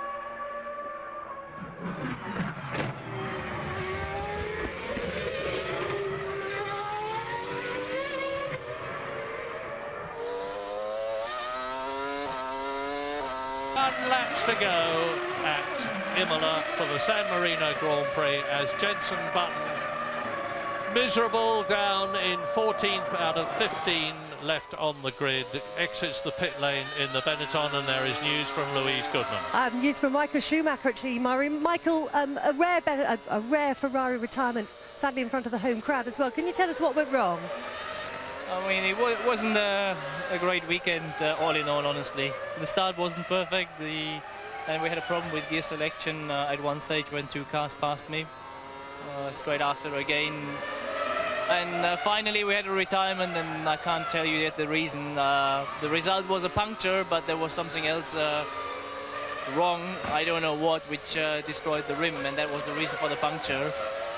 Out of precaution, Ross told me to stop, and I was quite happy because I saw the brake was a bit damaged, and you never know what can be the consequence, and here you need the brakes a lot. With the benefit of hindsight, do you think you made the wrong decision on tyres? Not necessarily. I mean, if you look, Rubens is up front, Häkkinen. I think the start was our problem. I mean, we were too far away off Coulthard. I don't know what lap times Rubens is doing right now while he's by himself. We should check this later. For qualifying, it was probably wrong, but then for the race, the end will tell us. Lastly, a quick word about your brother leading this race. Yeah, I'm obviously very happy about that, and that's why I don't want to spend too much time. I want to watch and cross fingers for him. Thanks, Michael. OK, Michael, we can take a hint. Off you go to the pit lane to watch a little brother, Ralph, and they are very, very close to each other. And when they had completed the qualifying session with Ralf Schumacher in 3rd position and Michael Schumacher in 4th place, Michael, knowing that he wouldn't be appearing at the drivers' conference, which we always have in the media centre, smiled at Ralph and said, see you tomorrow. Well, tomorrow is today, and he's out of the race, and little brother is leading by 10 seconds. Coulthard paying no attention at all to my idea that he should drive for 6 points. He's now beginning to edge that lead down. He's just done his fastest lap of the race. Looks comfortable enough, a 1:25.9. Still not quite as quick as Ralph's fastest, but David's got the gap down now to 10.4 seconds. Barrichello now singing along quite nicely, actually, roughly matching the pace of the leaders. Michael was saying, I wonder where he is in clear air and with some fresh tyres. Well, actually, he's going a lot better. And Williams have got both cars in the top 5. Ralf Schumacher leading. Montoya looks like finishing a Grand Prix, having had his first pit stop. He's in 5th position. He's on 2 World Championship points. Jordan have got 1 car in the points, and that's Trulli, who is 6th. His teammate Ralph Frentzen, Heinz-Harald Frentzen even, is in 7th position. Both the McLarens, of course, are in the points. David Coulthard 2nd, Mika Häkkinen in 4th place. 1 Ferrari with Rubens Barrichello in 3rd place. And as I was saying earlier on, if the positions stay as they are, and they might do, there is not a tremendous fight going on anywhere at the present moment, although things can always hot up. It means that McLaren will have closed down the gap on Ferrari in the Constructors' Championship by 5 points. You're watching race leader, Ralf Schumacher, Williams, BMW. Yes, down into Acqua Minerale. Michael Schumacher's brother talking about the rim being cut. That's very unusual. It means there must have been something wrong with the caliper, or they've got a very tricky and slightly mysterious cooling system on the front of that Ferrari that everybody's desperately trying to get a look into and understand how it works. And I wonder if there's been some kind of failure there. But the rims, you can just slice them open very easily with a sharp object. And sometimes, you know, a little pebble gets stuck between the rim and the brake caliper itself and just grinds itself a little groove. James is in the pits. Down at Williams, what an atmosphere. You can just imagine. It's been a long time since these boys have won a race. Nürburgring 97 as Jarno Trulli makes his pit exit. Nürburgring 97, just think about that for a team like Williams with all these championships. They are on the edge of their seats, as you can imagine. Eddie Irvine, I see, has gone out of the race. But just doing a few quick calculations, we're expecting Ralf Schumacher to come in sometime around about lap 47. But I think Coulthard has 2 or 3 laps more fuel in.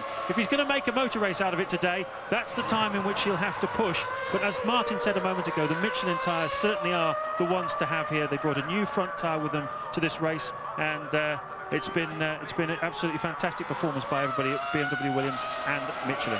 One part-worn Cosworth engine in the Jaguar. Bobby Rahal, the new Jaguar team boss, was saying before the race, well, at least we've got the Jaguar reliable. Now we've got to make it fast. It wasn't reliable, sadly, for him in this race. Eddie Irvine out of it with a blown motor, but his teammate Luciano Berti takes his place in 11th position, where on lap 45 David Coulthard is continuing to push, but the gap is still over 10 seconds as Sir Frank, quiet as usual there, and Louise has got news. Yeah, stood by with Jacques Villeneuve. Jacques, you look somewhat distressed by that retirement.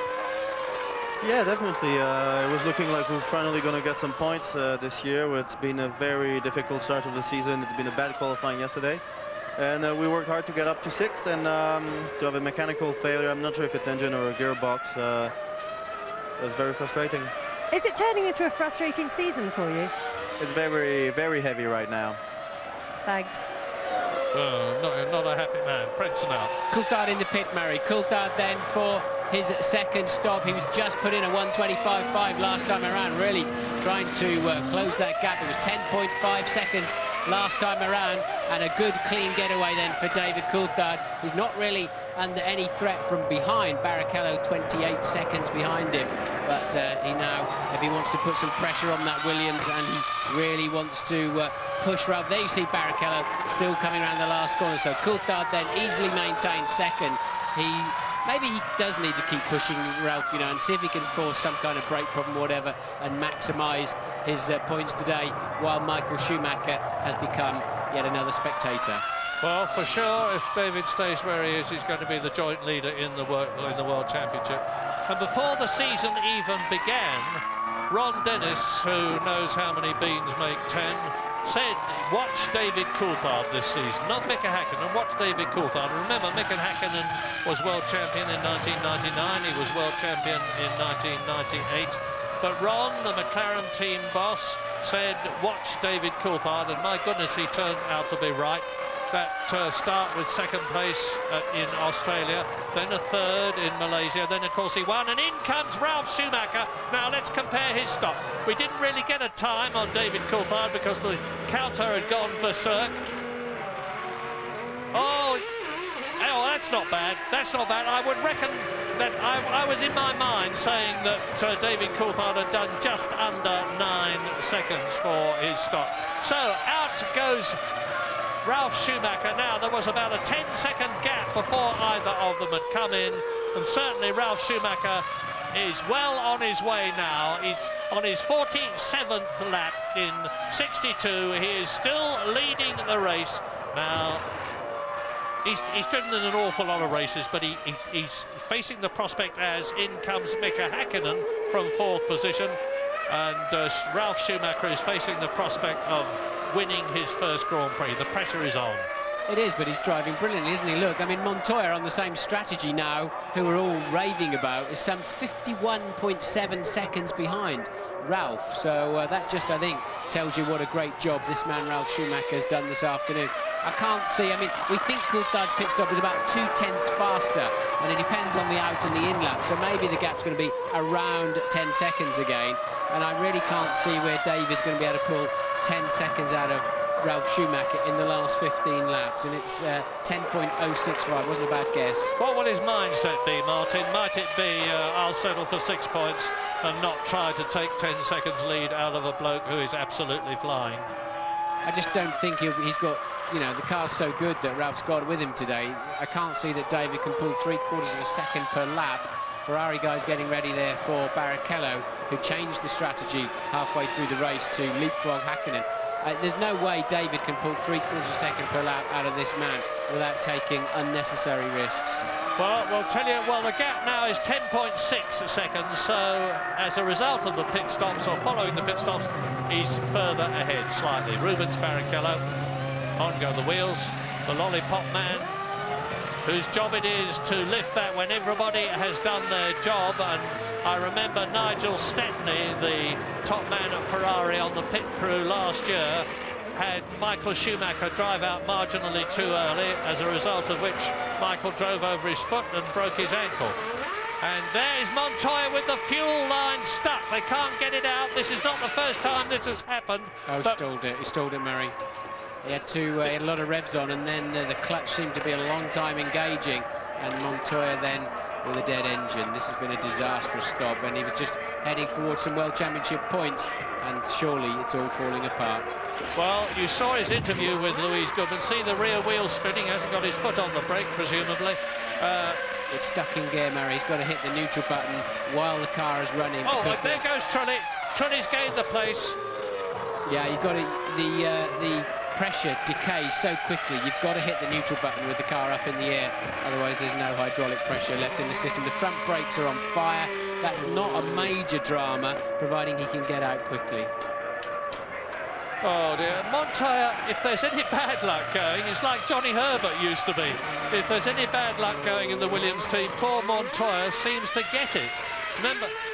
Oh, did you see what they did there? Yeah, he revved it up and just dropped it off the jack. Yeah. I hope the jackman's not still with it. And I've seen that happen before, and it was Johnny Herbert too in the Benetton team when he went charging out of the pit lane with the rear jack still attached, and they were shouting stop, stop, stop to him on the radio, and he was leaving at high velocity and wondered what on earth was going on, but they managed to detach the jack, and Johnny rejoined the race, driving at Le Mans incidentally, as is Martin Brundle in the Bentley. Yes, and Montoya then will be able to complete the race. He doesn't need a clutch again. He hasn't got another pit stop to do. And usually they don't use the clutch on the upshifts or the downshifts. They give it all the mechanism gives it a quick slap, but the cars will change gear without. But he's got other problems. Look, that was Montoya cruising. So Montoya then with some other problems. Normally the car will change gear absolutely fine without a clutch. You need it for the start and you need it for the pit stops. Well, there's one man with a smile on his face as a result of that, and that is Eddie Jordan, because now as Montoya really does cruise, and you see Luciano Berti in the Jaguar, and we've got more news from James Allen, who is being hustled out of the Williams garage because they're making a space for the car of one Pablo Montoya. I think he's going to retire from this motor race, guys. Really bad luck. It's the most eerie thing, though, when an engine dies in the pit lane. Everybody's standing around trying to get it starting again, and the frustration was intense, but it was only mitigated by the fact that they've got another car in the lead. A lot of excitement still at Williams. Well, Bertie's having an enormous battle with Jean Alesi in the Prost. Bertie in the green Jaguar. He's just been passed. He's had to let Hakkinen pass to lap him and try to keep Alesi behind him at the same time. They're battling for 10th position, and Bertie has got it. His teammate Eddie Irvine is out of the race. That is Olivier Panis, who was in 8th position, getting a shove out, but it was only helping him. He was not in the same situation that Montoya was in. We're on lap 50, and as you watch the Bertie Alesi Jaguar Prost battle as they come up to go through, no, Panis keeps them back because he's fighting for position on the track. Lap 50, race order with 12 laps to go. Ralf Schumacher leads Coulthard by a comfortable 12 seconds and is lapping faster than the McLaren. Rubens Barrichello is 26 seconds behind Coulthard in the Ferrari. Mika Hakkinen is 4th, 9 seconds behind Barrichello. Jarno Trulli is in 5th position, 30 seconds behind Hakkinen. And Frentzen, as Montoya tours into the garage, both the Jordans are in the top 6, 5th and 6th, on 3 World Championship points at the moment, which would take them past Sauber to the place they regard as theirs in the Constructors' Championship, 3rd position. And for the 4th race in succession, Juan Pablo Montoya, who led in Brazil, retires. And that is Jenson Button fighting the Benetton. He's down in 13th out of 14 positions. I've said to him, Jenson, you've just got to bite the bullet at Benetton until Renault get that novel engine working, which they haven't by a long way yet, and rely on the fact that any experience is good experience, even if it's bad experience, if you follow me, because he's very early on in his career. Yeah, that was a driving mistake. He took too much curb at the high chicane, but I think he's bored out there. The car's so slow. And really, there's not much inspiration when your car's not working, when your car's trying to throw you off the racetrack all afternoon. And this is a good scrap between Bertie and Alesi, but it's just for 9th place. Everybody up to 6th has been lapped by the flying Ralf Schumacher, the 6th position man being Heinz-Harald Frentzen, and here is Schumacher coming up to do just that. BMW power versus Honda power. BMW have been out of Formula One before this year, since 1983, when Nelson Piquet won the World Championship in the Turbo Brabham. They had the Megatron engine, of course, which was basically BMW. But here they are back again and about to lap Honda power. Well, that is really something. Up goes the engine cover on Montoya's car. We're on lap 52, 10 laps to go at Imola. This historic circuit which has seen so much incredible racing. And is Frentzen going to yield? He's 86 seconds in a lap that's taking 1 minute and 27 seconds behind the race leader, Ralf Schumacher. Well, Schumacher can be pretty circumspect about how he gets past Frentzen, if he gets past Frentzen, because he wants to be very, very careful indeed not to replicate what happened to Montoya in Brazil with Verstappen. Something very sick just going in is Luciano Berti, so the second Jaguar of the afternoon. We've already seen Eddie Irvine out on the side of the track with an apparent engine failure, and now a sick-sounding Jag cruising around the racetrack of Luciano Berti. Yeah, bad race for Jaguar. Here are the other retirements in the order of retirement. Fernando Alonso in the European Minardi into the wall, he's okay. Jos Verstappen out in the arrows. Kimi Raikkonen went off in the Sauber. Michael Schumacher had the puncture and wheel collapse in the Ferrari. Mazzacane out in the Prost. Jacques Villeneuve blew an engine. Fisichella has retired in the Benetton. We've seen Eddie Irvine go out with a blown engine, and Berti is looking a bit sick at the moment. News from Louise Goodman. Yeah, standing here with Juan Pablo Montoya. Tell us about that pit stop. It all seemed to be going wrong for you. Yeah, I think, you know, up to then the race was going quite well. It's not the best race of the world, but, you know, we're going to score some points, and that was the idea, basically. And it's a bit sad because, you know, it seems that every race something breaks, and this time, you know, like 5 laps before the pit stop, I got an alarm of the clutch and came to the pits, and I couldn't engage any more gears or anything. You're obviously not the luckiest man in Formula One, but things are going better for your teammate at the moment. Yeah, I think for the team it's had a great boost. You know, I led last time, he's leading now, and it's only like 10 laps to go, so we'll see what happens. Well, Juan Pablo is very, very chipper indeed. He's a cheerful chap. He said he learned to be cheerful and phlegmatic in American racing, and he's certainly carrying it on here.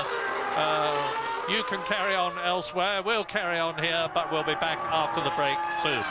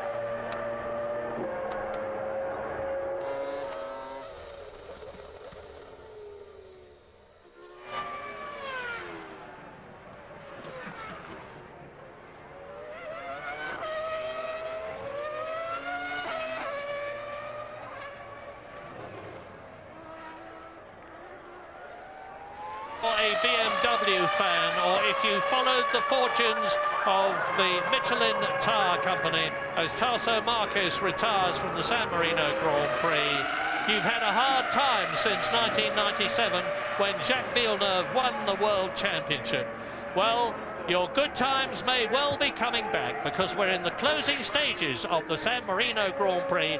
We're on lap 55 out of 62, and the man who continues to lead it in a dominant style is that man, Ralf Schumacher from Hoerth in Germany, the brother of Michael Schumacher, who looks, and I emphasise the fact that this race is not yet over, and there have been many dramatic happenings in the closing stages of Grand Prix in the past, but who looks as though he is about to create personal history for himself, history for Williams, history for BMW, history for Michelin, by winning his first Grand Prix. He started ahead of his world champion brother Michael on the grid in third position. He burst magnificently into the lead by passing both pole position man David Coulthard and second on the grid Mika Häkkinen in their McLarens before the first corner, and he has been absolutely dominant ever since. A fabulous event for BMW if he stays where he is. A fabulous event for Michelin, who are back in Grand Prix racing for the first time for a long time and look set to win their Grand Prix after in only their fourth race. Ralf Schumacher leads David Coulthard by a diminished margin of 9 seconds. It was 10. But he may well, at this stage of the race, just be driving very carefully indeed to make sure he finishes. Rubens Barrichello is third, then it's Häkkinen, Trulli and Fritz. Yes, we didn't see that lap. Bertie has managed to get running, and maybe he recycled the ignition. Often that helps, although he's still not got good straight line speed, just letting the Jordan through. But Ralf quite slow on the last 2 laps. We haven't seen those laps to see if he was in traffic, and the lead now down to 7.9 seconds over Coulthard. Coulthard making a charge. At that rate, he will be up with him before the checkered flag. 6 laps to go. James in the pits. Nervous, tense time, 6 laps to go. It's not all over yet, as we all say. Last time by, Ralf Schumacher got a pit board saying oil pump. Obviously wanting a little bit more oil to get through to the gearbox and to the engine system. And as you say, Martin, lap time's just dropping off slightly. It's not over yet. No, it was just under 1 second between their lap times on the previous lap. Here's Ralf, there is the Williams BMW. It's looking good at the present moment. Beautiful, clean aerodynamics on that car. He is ahead of Bernoldi in 11th position, who has therefore now been lapped for the second time. And the Williams is on its 57th lap, so 58, 59, 60, 61, 62, 5 laps to go. 5 laps of just over 3 miles, 15 miles. There's a lot of crossed fingers. There are a lot of lips being bitten, particularly there in the Williams garage, because it's going to be high drama if for the first time for such a very, very long time, when did something other than a Ferrari or a McLaren win a race? Well, the answer was a Jordan. Remember, Damon Hill won for Jordan. Remember, Heinz-Harald Frentzen won for Jordan. But it's been a long time since that happened. Ralf Schumacher taking his time before he passes Luciano Berti in the Jaguar in 10th position. Yes, Bertie then well off the pace now after that. It's seeming like he was going to have to drop out of the race, but he's managing to keep it going. Ralf then losing another 7/10 that time around, 7.2. But of course, look, he's got that traffic between himself and Coulthard, so I don't suspect any problems. I think he's just cruising and trying to minimise the energy and workload going through that BMW Williams. Well, there's 9 potential points for the McLaren team, with David Coulthard second, Mika Häkkinen fourth, compared with 4 potential points for Ferrari. Third position, Rubens Barrichello, a 5-point difference to McLaren's advantage. The present gap between them is 15 points in the Constructors' Championship. McLaren are going to be closer to Ferrari. Like I say, nothing stays the same in Formula One for very long. Ferrari, who look so very dominant, have been answered by McLaren. They've been patiently working away. David Coulthard actually let slip in a conference that he didn't really expect the McLaren to be fully on the pace until the Spanish Grand Prix, which is in 2 weeks' time at Barcelona. It'll be very interesting to see what happens there. 6.2 seconds now then, 6.2, and Ralph is playing it very, very cool, Murray. If he's got the oil sign, maybe he's got some high temperatures and he really does want to coast. He's going to have to pick his pace up again, because Coulthard now sensing a charge is going to be necessary. This is a slow-mo replay, just shows you the shock load and energy going through those front tyres up at the Variante Alta, the top of the circuit. And Ralph was very slow through the middle sector of the last lap, and we know he didn't have any traffic on that particular sector, but he's a 10th up so far on this lap through section 1, and at the top of the hill we'll get a new section 2. It was 34.5, 33.7 seconds this time around, so Ralph stepped back on the gas.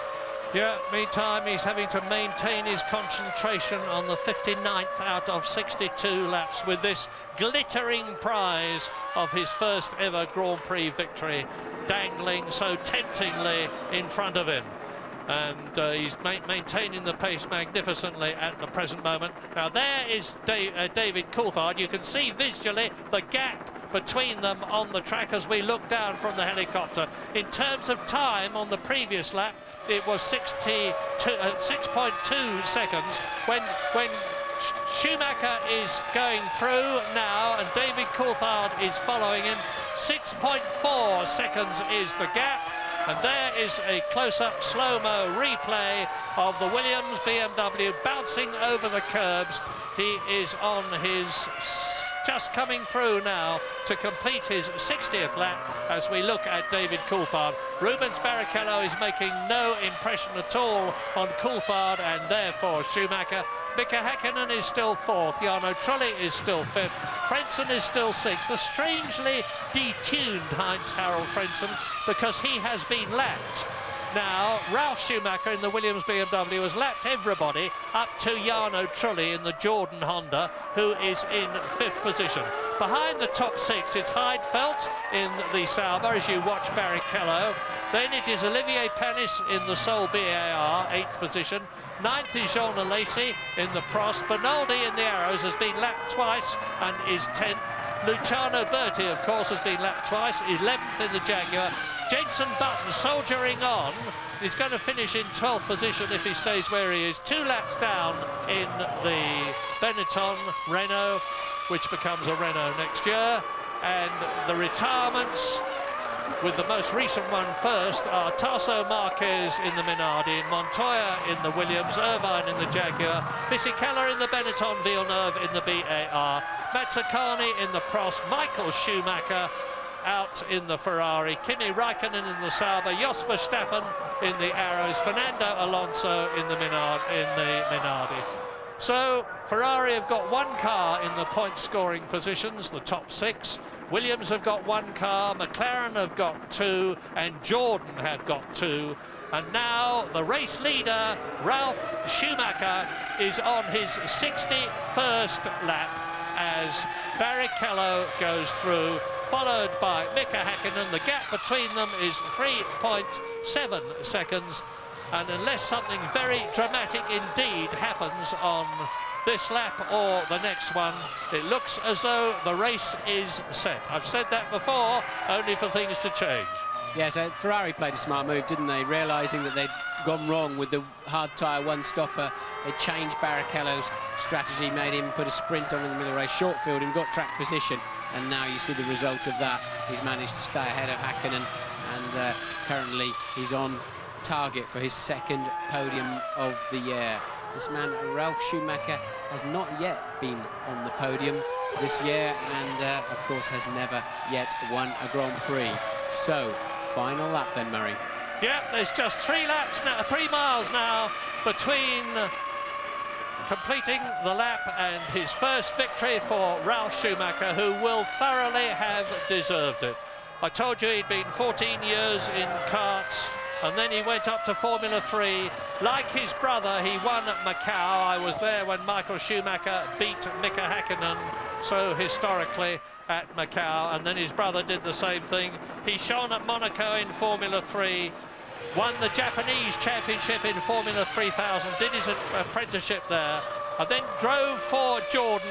Could have won the Belgian Grand Prix, he thought, but was given team instructions so that Damon Hill rightly could win the race. And now the Williams mechanics are crowding the pit lane to look over that safety glass. There is Patrick Head will be coming out, and Ralf Schumacher from Germany, the brother of Michael, is going to make his parents very, very happy indeed as he drops down the hill to the Rivazza. That is turn 14 and turn 15 in this 18-lap race. This is an historic victory for Ralf Schumacher. His first. Williams are back. BMW are winning their first race since they returned to Formula 1 4 races ago, and Ralf Schumacher wins for Williams, BMW and Michelin the San Marino Grand Prix at Imola. He richly deserved it. He dominated it all the way, but David Coulthard, by finishing second, now is equal in points with Michael Schumacher to lead the 2001 World Championship. There is a long, long way to go. This is only the 4th of 17 races, and this season is just going to go on getting better and better, with not just Ferrari and McLaren dominating things, but with Williams up there too, as Barrichello finishes 3rd, Häkkinen finishes 4th. The gap between Ferrari and McLaren in the Constructors' Championship comes down by 5 points, and we wait for Jarno Trulli-Jordan and Frentzen Jordan. There they are, finishing 5th and 6th. Yes, well, Eddie Jordan was lucky. Underpants badge he had on. His coach certainly worked out for him today with 3 World Championship points. Driver of the day, clearly Ralf Schumacher, brilliant start and dominated the race. Only David Coulthard was anywhere near his zone. The two of them in a class of their own this afternoon. Lacklustre drives, really, from Barrichello and Häkkinen and Schumacher while he was on the track. It just wasn't working out for them. And then the rest of the place is filled as much by unreliability as anything else. But good to see the Jordans up there in the top 6. Louise. With the victor, Frank Williams. Frank, is it good to be back? It's very good, actually. Everyone deserves this. They all worked hard as everybody else does. And Ralf triumphed magnificently today. He had it well under control all of the time. It was a stunning performance from Ralf, wasn't it? He's a winner. He's obviously reached the ranks of winners. And I think he'll make his own mark throughout the year. What does this mean to the team? Because you've waited a while for it, haven't you? Well, it means maybe we finally crossed the desert and got to the other end. In fact, I would say that definitely. The car is very competitive. BMW and Michelin, a great job in their own departments. Quite remarkable. Well done, Frank. Well, two brothers have never both won Grand Prix in the past. The Schumachers have made history now. There's a very happy BMW competitions director, ex-racing driver Gerhard Berger, talking to technical director at Williams, Patrick Head. I say again, congratulations to everybody at Grove at Williams who have backed up the team here so magnificently, with the news that Michael Schumacher and David Coulthard now jointly lead the World Championship ahead of Rubens Barrichello, who's 12 points behind them. Ralf Schumacher moves up to 3rd position in the Drivers' Champ, 4th position with 12 points, only 2 behind Rubens Barrichello. And Heidfeld is 5th, and Heinz-Harald Frentzen is in 6th position. Well done, Ralphie. Well done, Ralphie. Yeah, it's good for Sir Frank Williams, isn't it, Patrick Head? Gerhard Berger, you know, remember he went to Le Mans first with BMW as competitions director, won the Le Mans 24 hours, now coming into Formula 1, and Gerhard's really making his mark in a different sphere of Formula 1. 10 times a Grand Prix winner too, as a driver, of course. Yeah, look at that blue M at the top. M stands for Michelin, B stands for Bridgestone, and Michelin finished 1st and 9th with Jean Alesi, who finally got the Prost home. And so there's a lot of encouragement, not just for BMW on their return to Grand Prix racing, but for Michelin as well, and of course for Williams. Well, Ralf Schumacher can rightly go home to his Monaco apartment. He'll be testing, they'll be testing probably tomorrow, These teams never rest. They go straight from a Grand Prix to another circuit to test for the next race. Well, the next race is at Barcelona in Spain in 2 weeks' time on April the 29th. As Herbie Blash there just has a quick word with Rubens Barrichello. And we can expect now to have a three-way battle for victory at every Grand Prix this year. I would like to say a four-way battle in the hope that Jordan and or BAR would close up, but the gap at the present moment does seem to be too much for both of them. Williams have done an absolutely brilliant job, and it's going to be three at the top now as we wait for the victorious to appear on the podium. And Ferrari now lead the Constructors' Championship still, but by a diminished margin of 10 points. McLaren are 10 points behind them. Williams are in third position. They've gone up from 6th to 3rd as a result of Ralf Schumacher's victory. Jordan are still in 4th position, 2 points behind Williams. Sauber have gone down from 3rd to 5th, and BAR have gone from 5th to 6th. So, like I say, Ferrari, McLaren, Williams are the names to conjure with now. Mika Häkkinen, a good day's work, not as good as he would have liked. He's won so many Grand Prix in the past, some 18 of them to be exact. This was destined not to be one of them. And Mika Häkkinen has got 3 World Championship points to add to the one he had before, as David Coulthard and Ralf Schumacher make their way up the stairs to the podium. It's an interesting situation at McLaren then. Häkkinen losing another 3 points to Coulthard now in the championship chase, and a full 32 seconds behind him this afternoon. So neck and neck, Coulthard, Michael Schumacher for the World Championship, all to play for as we head into the European season a little bit further. So it will be the German national anthem that we have heard so many times before for Schumacher. That Schumacher was Michael. This one is going to be Ralf. The German national anthem for Ralf Schumacher, who will receive his winning trophy from Claudio Podeschi, who's the Minister of Sport and Tourism here in San Marino. Mika Häkkinen doing what they all do, having a quick shufti at the competitive cars. If he tried to do that in the Jaguar garage, he would be given the old heave-ho before he knew where he was. I suspect he'd be given a contract, actually, Murray, right now, if he did that in the Jaguar garage. Yes, good point, good point. Ralf Schumacher, Williams BMW Michelin winner. 1 hour, 30 minutes, 44.817 seconds. I'm just trying to work out in my mind whether that is a race record. Yes, it is. So Ralf Schumacher climbs onto the top step of the podium, led the race all the way, made the fastest lap, wins the San Marino Grand Prix, his first surely of many Grand Prix victories, and here is his national anthem.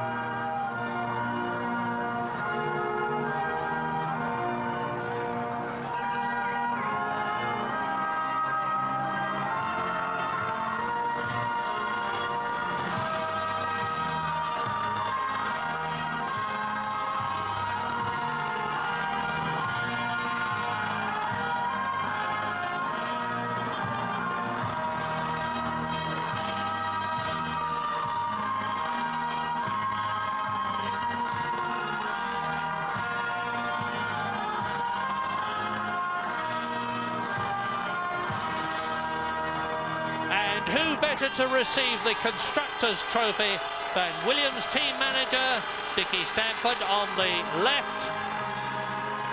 And it is the British national anthem for Williams.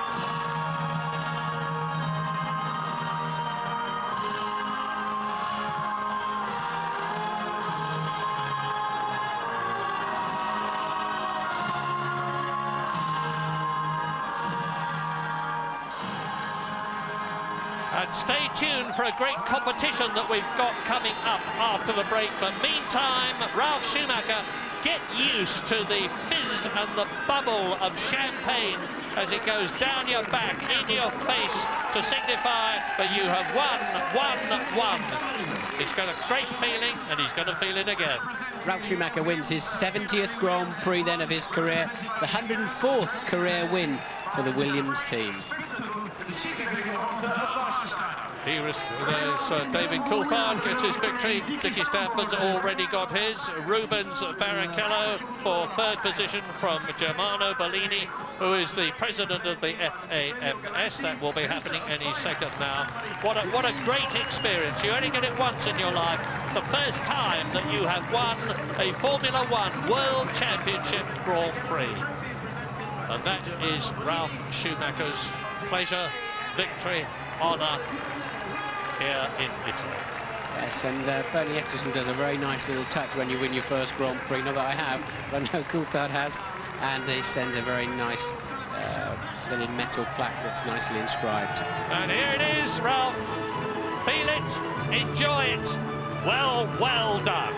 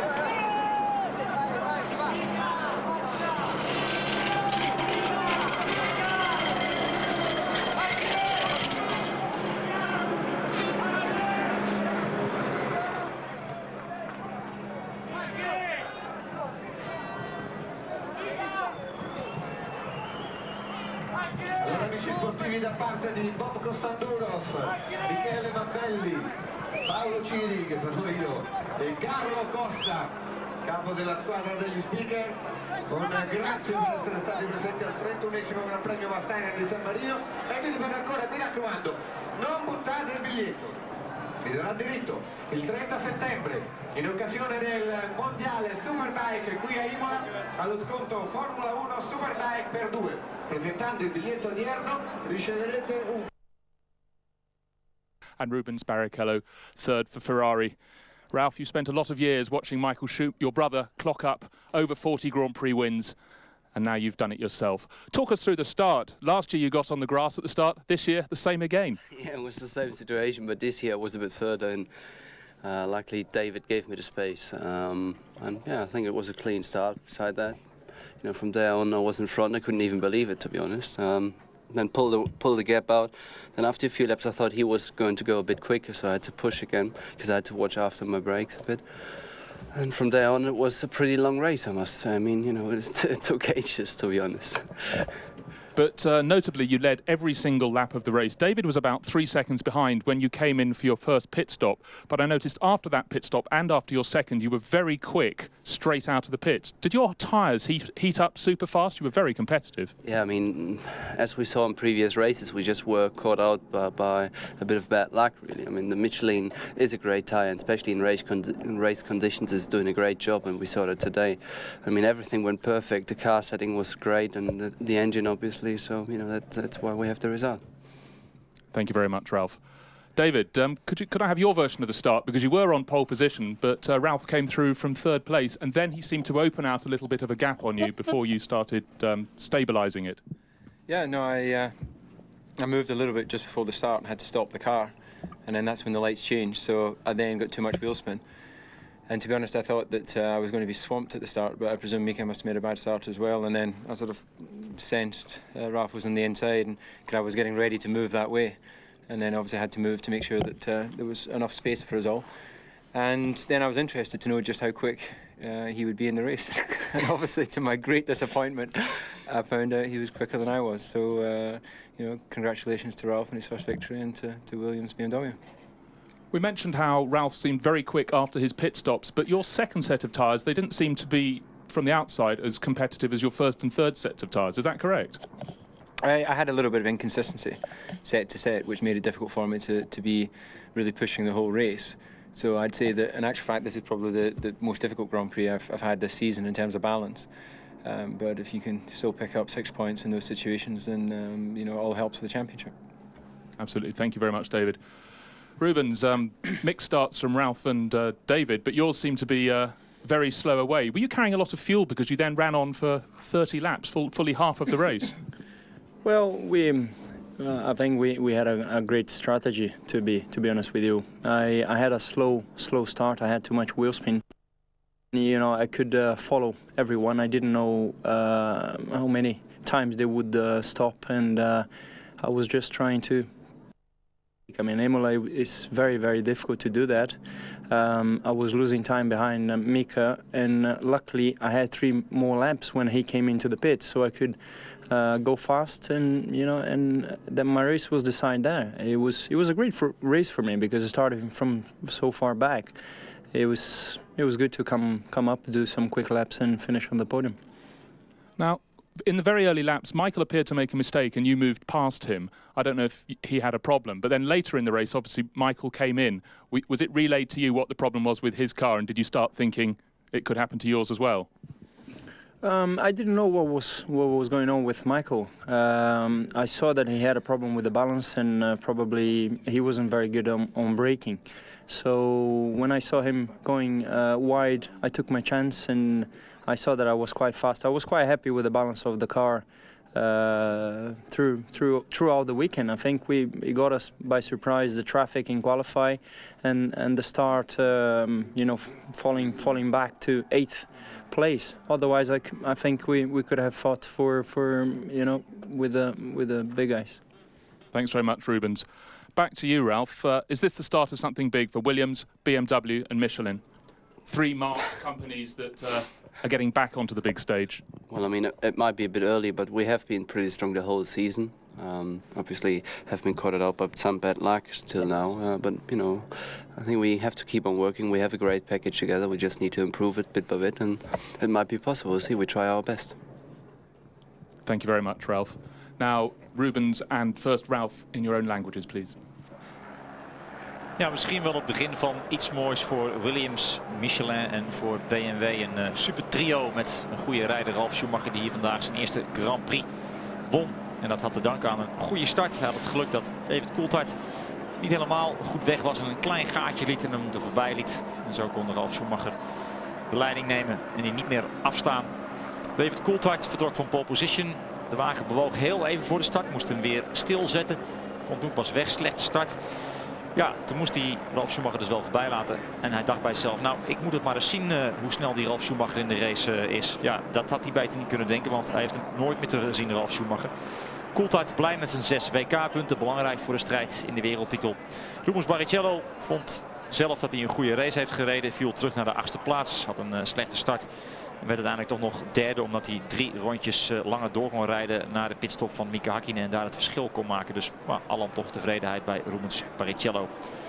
Goed, Tommy, de eerste zege voor een man tegen wie jij hebt gereden, Ralf Schumacher. Dus ja, voor jou een mooie dag. Ja, absoluut. Het was mijn eigen teamgenootje en ik heb toch een jaar lang met hem van hotel naar hotel en van circuit naar circuit gereisd. En verder?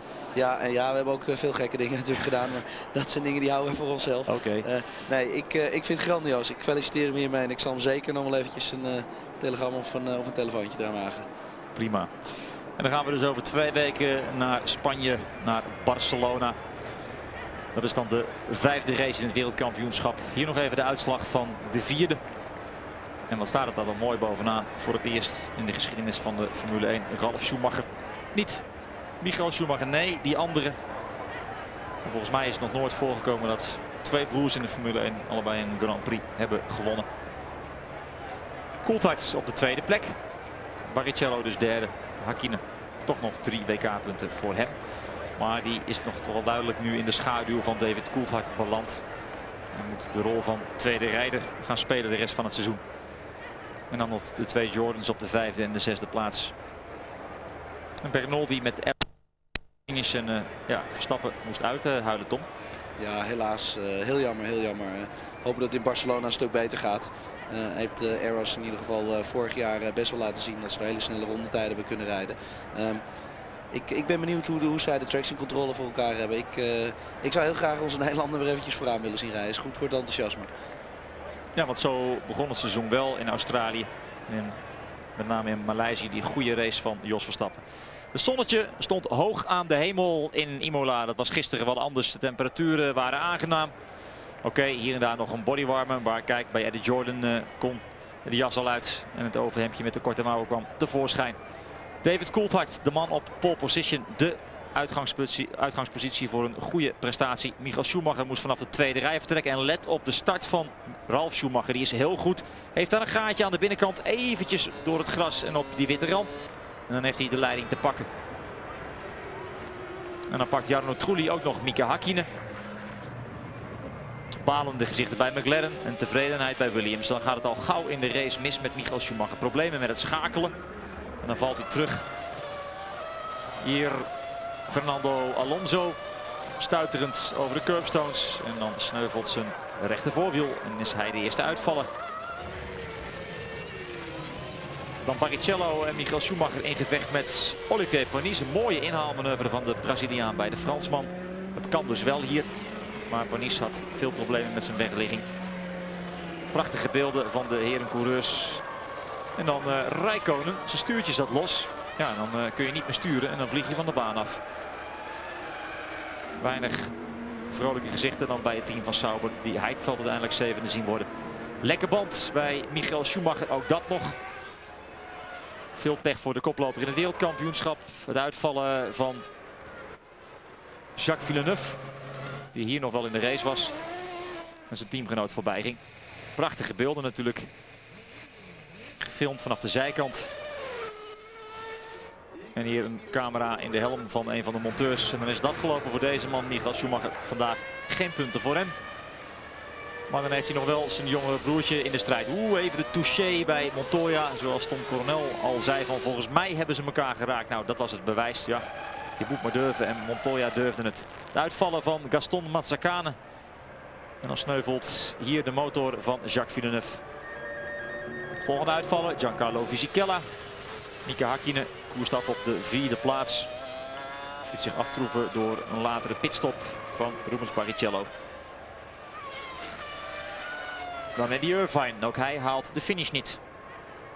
En ook daar moet de brandblusser eraan te pas komen. Montoya wil dan wegrijden en dan slaat de motor af. Probleem bij de Colombiaan, die zegt nee, het lukt niet. Kan uiteindelijk dan toch nog weg. Maar een ronde later is hij opnieuw binnen. Dan is het toch eventjes schrikken geblazen bij Williams. En wordt Ralf Schumacher geadviseerd om op zijn tellen te passen middels het bord.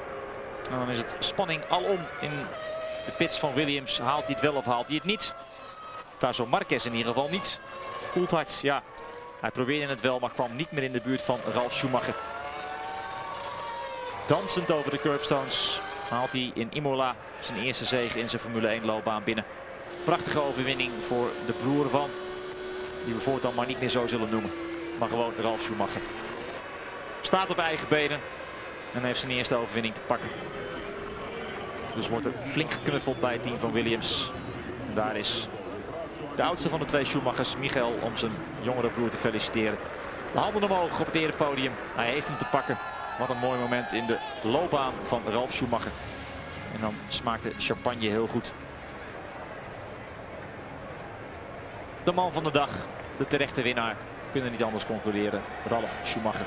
En wat een vreugde ook bij Williams. Eindelijk weer eens een overwinning voor de Engelse renstal. Het was al lang geleden. Luxemburg 97. Tifosi gaan naar huis. Wij hebben een leuke race gezien. Nog een keer de stand in het wereldkampioenschap. 2 man samen aan de leiding. Michael Schumacher en David Coulthard. Dat belooft dus nog wat voor de rest van het seizoen. Over 2 weken zien we elkaar terug. Tot dan. Dag.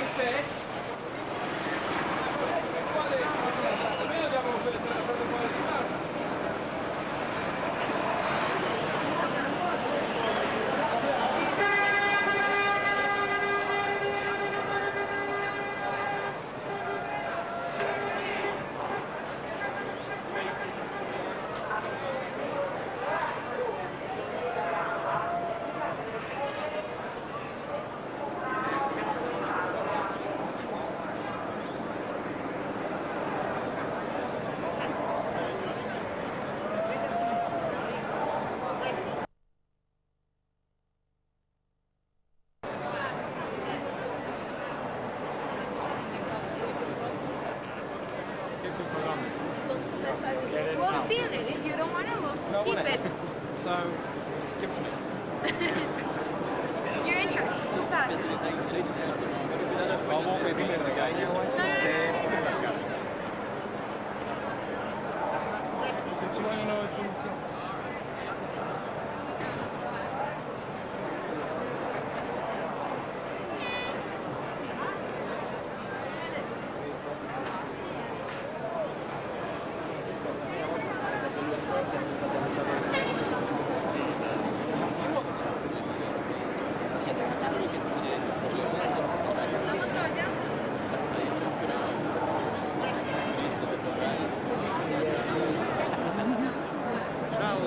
Senza una gamba. Ciao!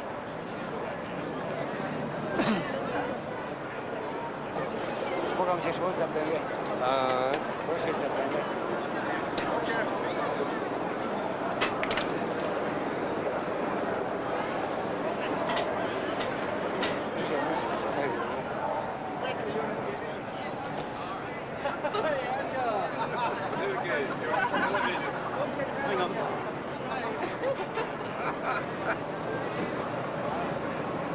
Ja, wie muss ich das erklären? Ich glaube, ja, dass ich arbeiten bin.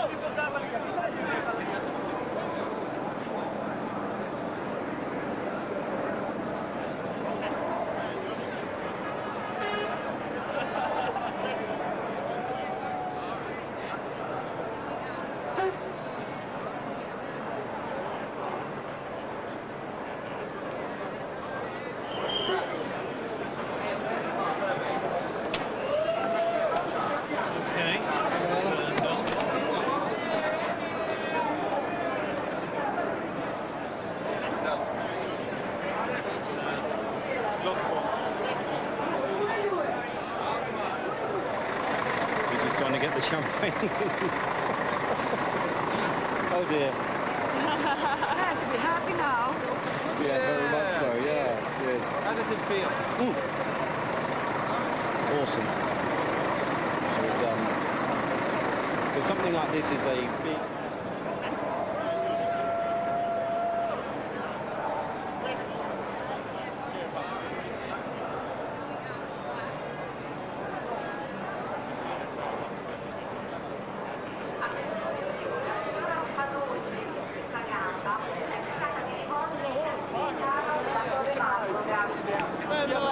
siamo, capito? Poi revisione dell'ESA ha chiesto l'F2. Sarà federale.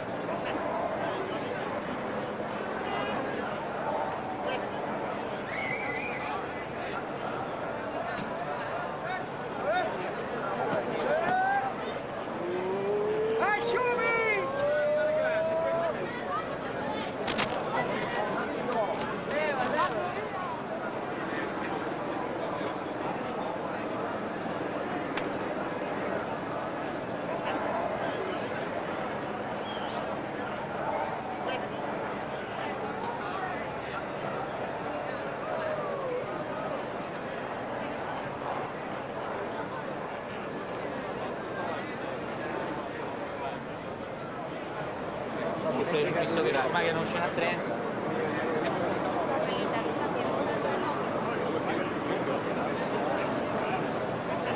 Senti, ma facciamo una cosa, allora io quando sei prima della serata, io sento Frank, così era il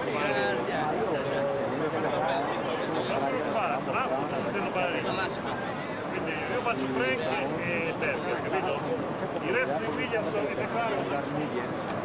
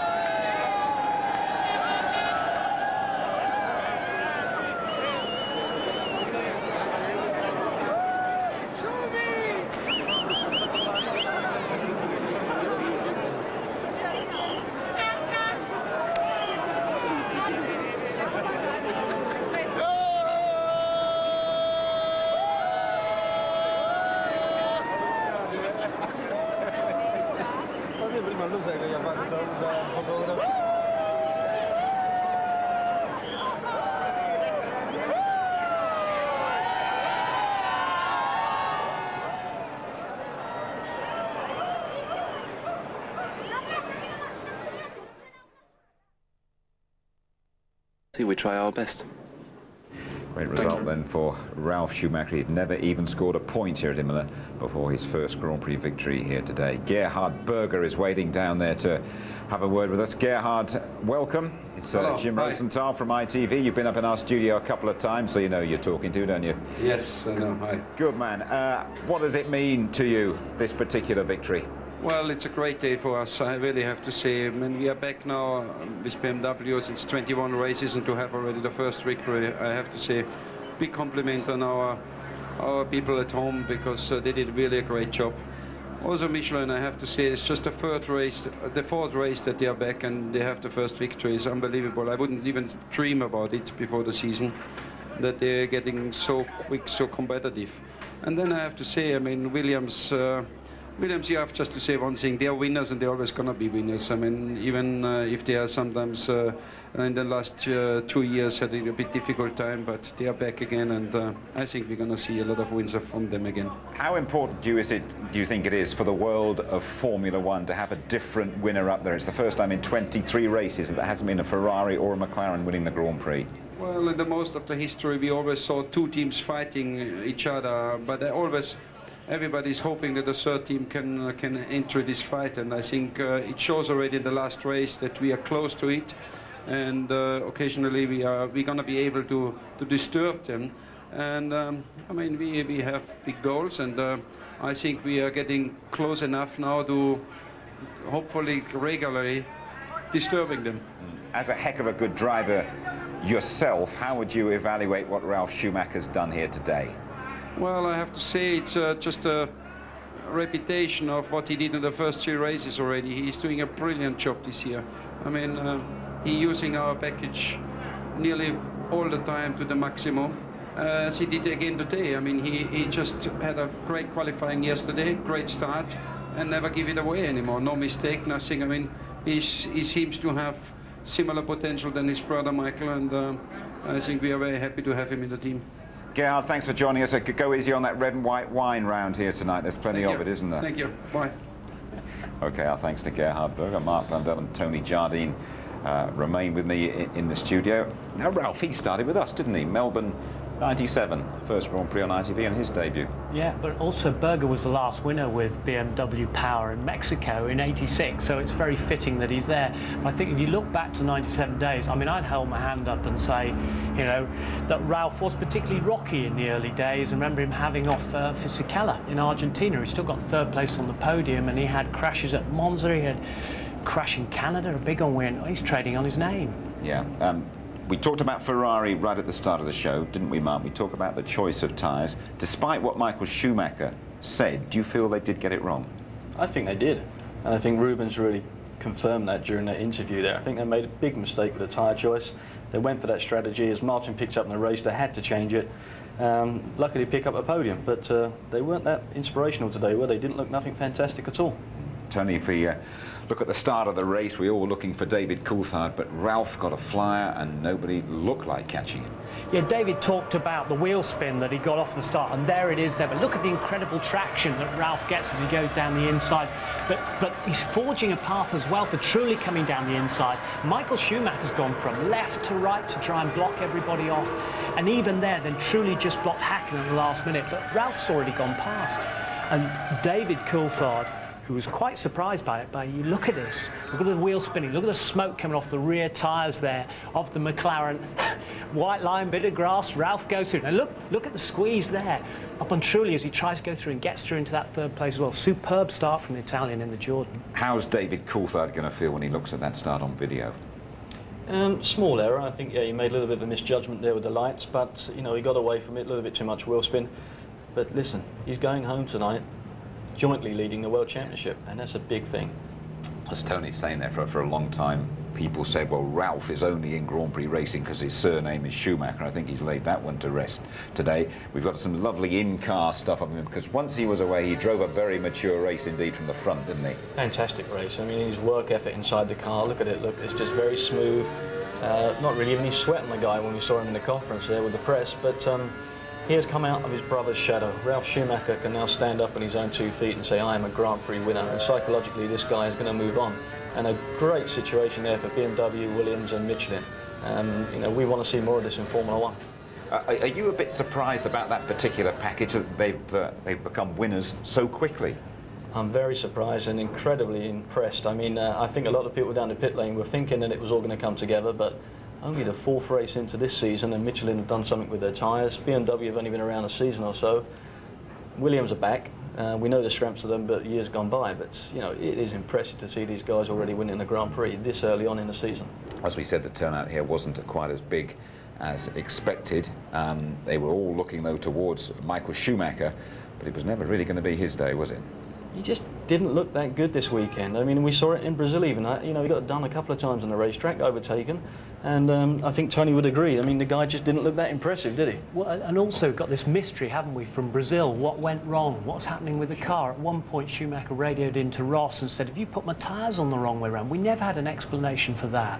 We will hopefully get an explanation why they went on the wooden tyres and the others went on the normal rubber ones, but it's strange. And, you know, all the Italians here, imagine the press tomorrow at Gazzetta dello Sport. There's going to be huge inquests. OK, we will take a closer look at what happened to Michael Schumacher at the San Marino Grand Prix in a couple of minutes' time. There's also a terrific competition still to come for you.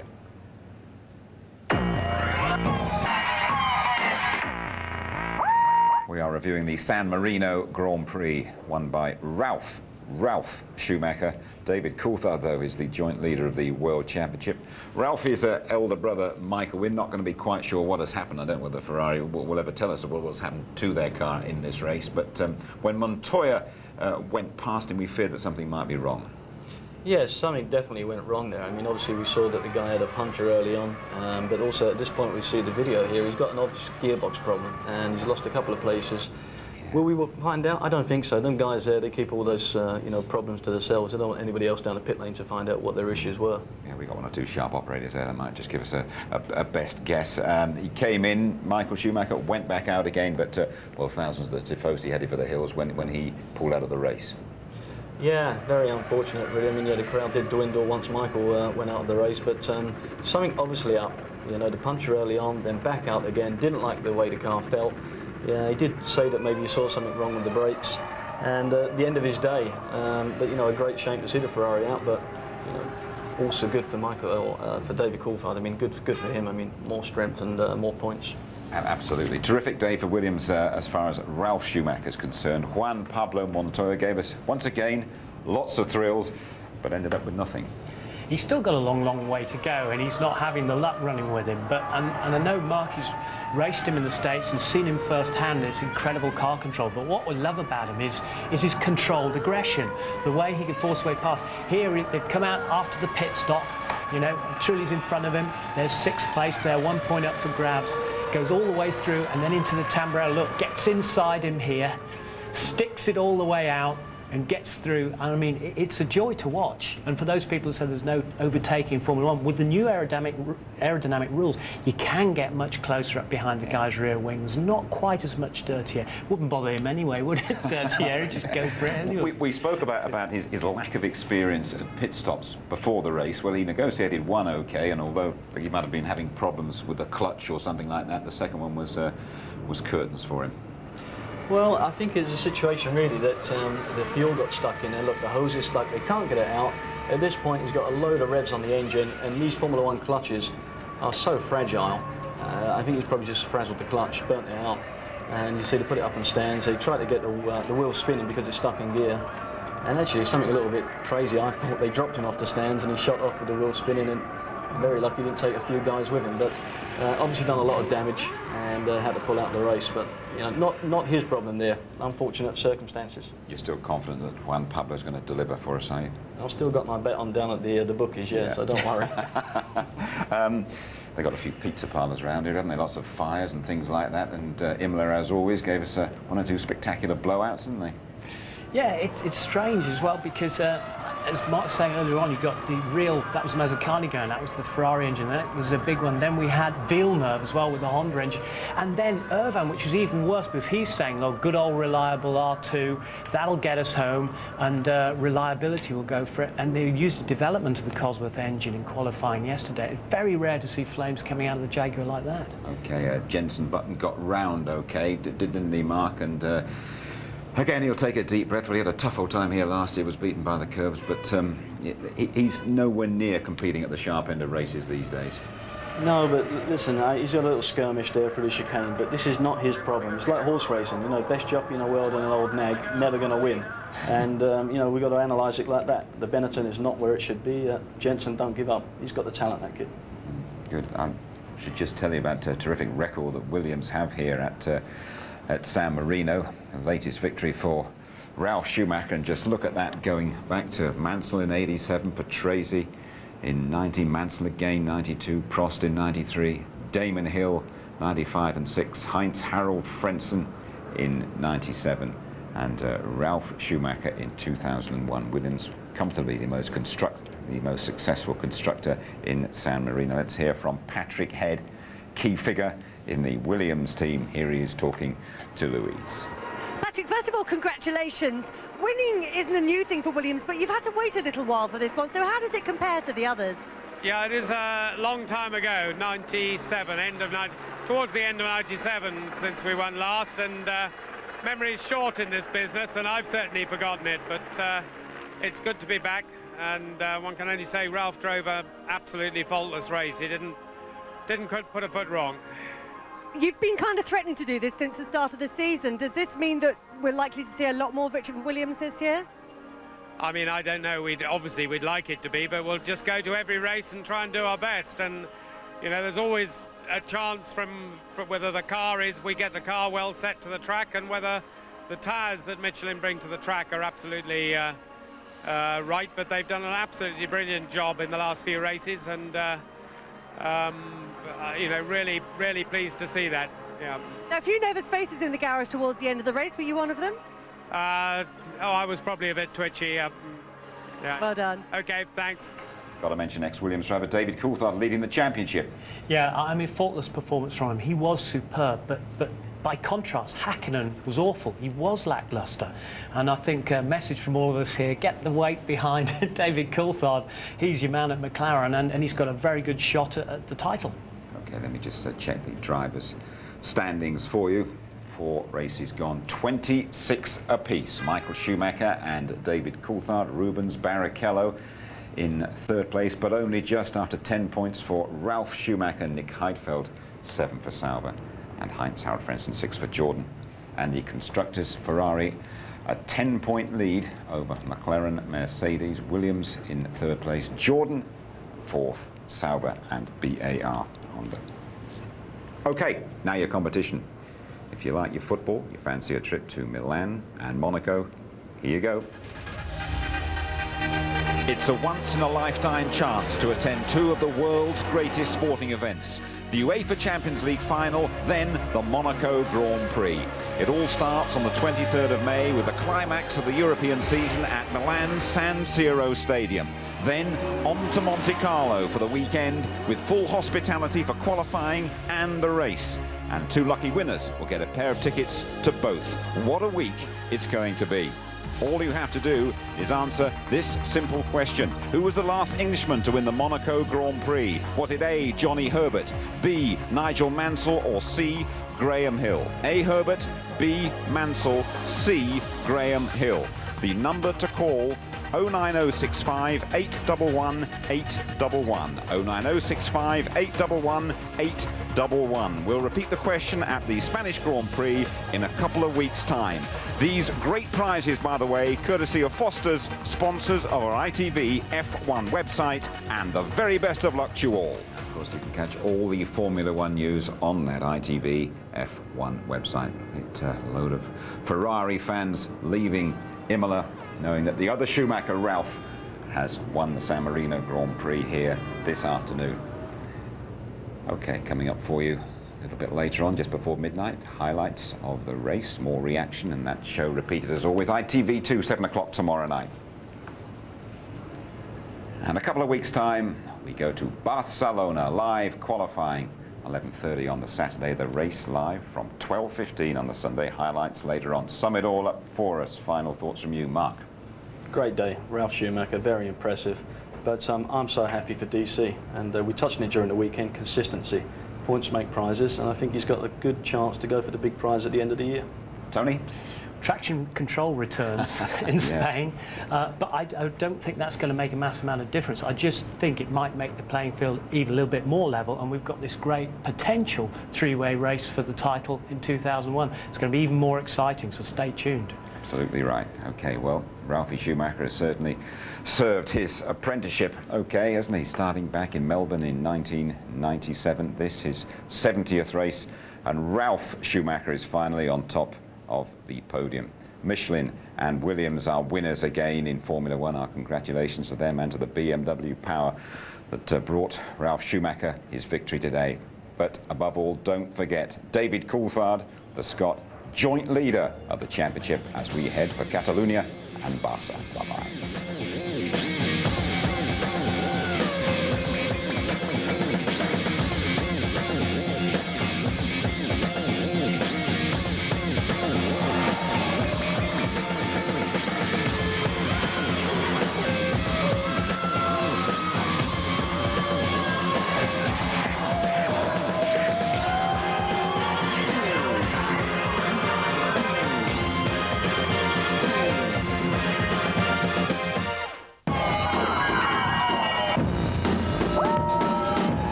But still a historical day today. So how was it if you saw the checkered flag? Well, I'm not sure I can remember back that far, but it was, I don't know, sometime in '97. But anyway, it's very good to be back on the top step of the podium, and I'd say Ralf obviously did an absolutely faultless job. In the early part of the race, it was a real ding-dong between him and David Coulthard, and lap by lap he managed to pull out a few tenths, pull out of a bit of a gap that saw him ahead after the first pit stop. Obviously, it goes to say for BMW, their first win after 1.25 years back in Formula One is a massive achievement, and Michelin, what can one say? Fourth race back in Formula One. It must make it look easy, but I know it isn't. What do you see the main reasons? Was it just the perfect start? Well, he obviously got a great start, and David was quite sort of gentlemanly in not crowding him off the track, but it was that obviously helped. But then he was just a bit faster. That's all there was to it. He was able to pull away, but by a small amount, but just by enough. Was that the start of a new contender in the World Championship? I don't know. We'll just go to every race and try and do our best, and you know, you look later in the year and see where you are. You can't predict these things. They go up and down, and that makes one of the things that makes them very interesting. Thank you very much. Thanks.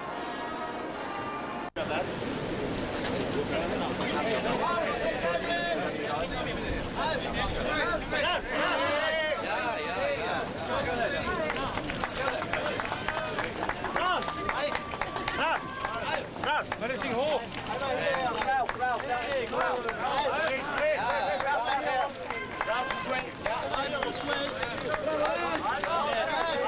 Nochmal! Männer, bleibt hinten!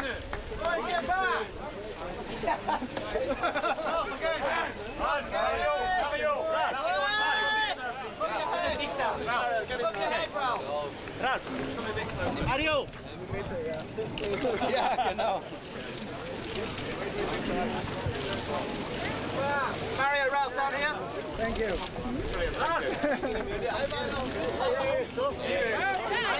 Mario! Mario! Einmal zu mir. Einmal nochmal zu mir. Hey, Olli. Gut, Olli, komm on. Ralf! Ralf! Ralf! Ralf! Einen alleine bitte. Das reicht jetzt. Nein. Komm jetzt. Ich habe alleine gewonnen. He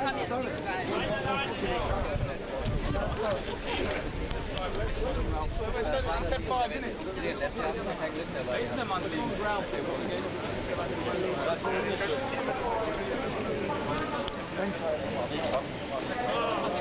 Everybody back now.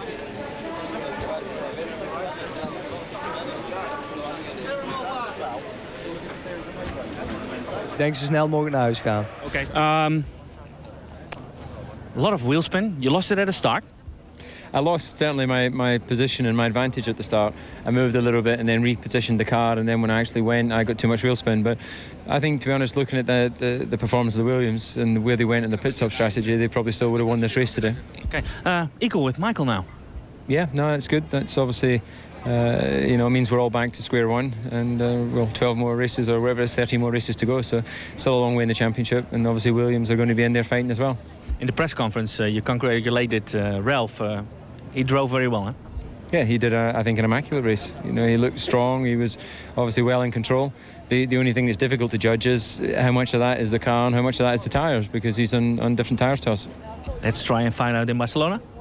Yeah, the only way we'll find out for sure is to drive their tyres, but we just work hard with Bridgestone to try and make sure we have the best tyre.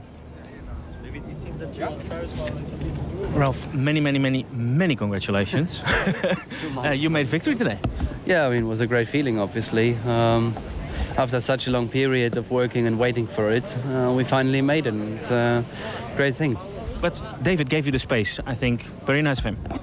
Yeah, I mean, David gave me the space, but then again, I was already half next to him, and I think it was just fair from him, and he realized that I was just quicker at the start, so he made a space. I mean, David is a fair competitor usually, and he showed it today. You have a nice little present in your hand. Has it something to do with Easter? I'm just hungry, and I took it before I went out, but I had no possibility to eat it yet. I thought it was a present because of Easter. So you see, we stopped the interview and I eat it. Thank you. Ralph, we've seen you looking up. De Grand Prix van San. It's getting close on the World Championship, but you have a new Schumacher opponent. How do you think? I think he drove an immaculate race, and all credit to him and everyone at Williams. Obviously, it's a little difficult to know exactly how much of it is the car and how much of it is the tyre, but nonetheless, Ralph made the best of his package. It was a tough start, and I think you acted like a gentleman, a bit too much like a gentleman.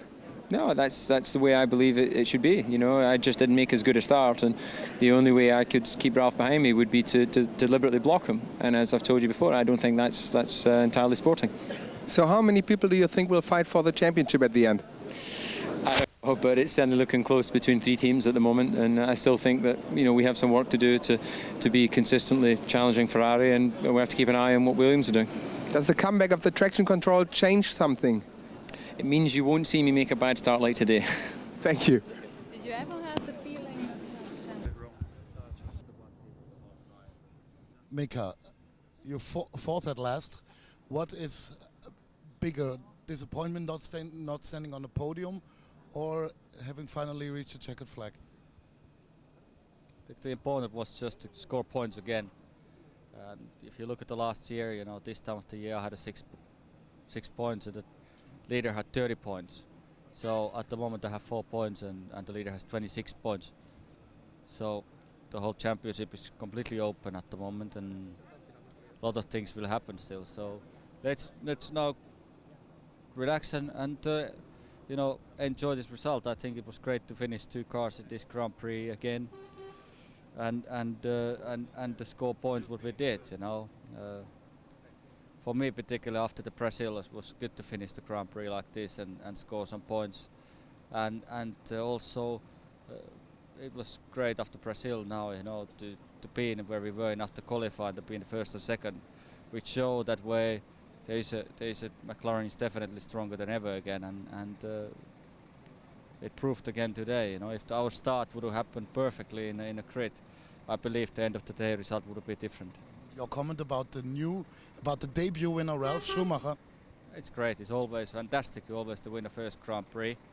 It's a really good feeling, and it certainly gives you a lot more confidence. And I hope it doesn't give too much for Ralf. You think he deserves it? What happened? Just the clutch. We lost the clutch before the pit stop, and when I went to lift out of the pits, you know, clutch wasn't working, so I had to start the engine, and when they drop out, I was already in gear. And when I went to shift to second gear, there's no more gears. You've been pushing really hard. How big is disappointment now? But, you know, those things happen, but, you know, there's more races to come.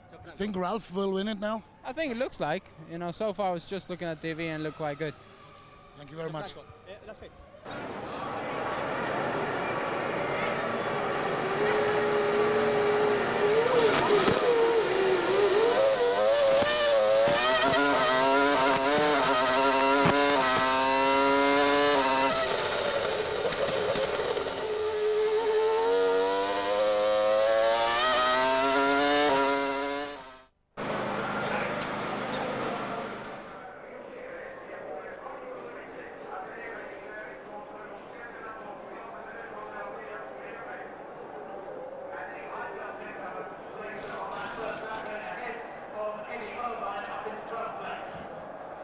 Secondo giro con Ralf Schumacher, comando un secondo e 4 su Coulthard, 3 secondi e 6 su Trulli, 4 secondi oltre su Hakkinen e Michael Schumacher, che per il momento permane in quinta posizione. C'è stato un sorpasso alla variante bassa. Verstappen ha superato tutti, 16ª posizione proprio del campionato. È stata una bella manovra. Coulthard girando in 28,4 contro il 27,9 di Schumacher, come giustamente aveva sottolineato Carlo Costa, il ritmo di Ralf Schumacher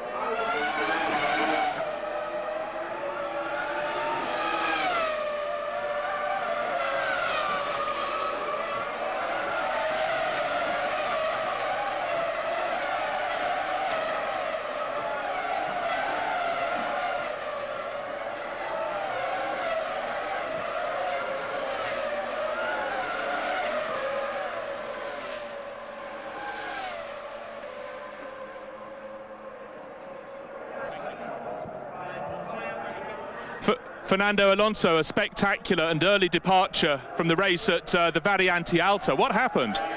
The brakes have gone. No brakes in the last 2 laps, so nothing to do. Overtook me Mazzacane and Tarso Marquez, and after was very dangerous, and the final I crashed before entering in the pit lane to finish the race. Are you okay though? Because it was very spectacular. Yeah. I'm fine, no problems. Very spectacular, but for the driver, it's okay. The car is very safety. Okay. Thank you very much.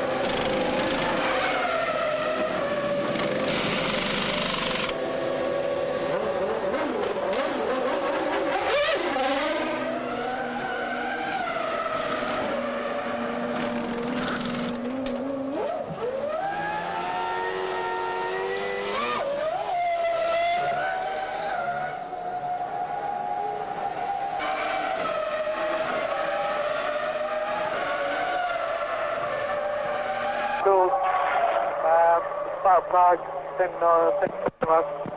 Australia. Okay, forget it. Okay, mate, jump out.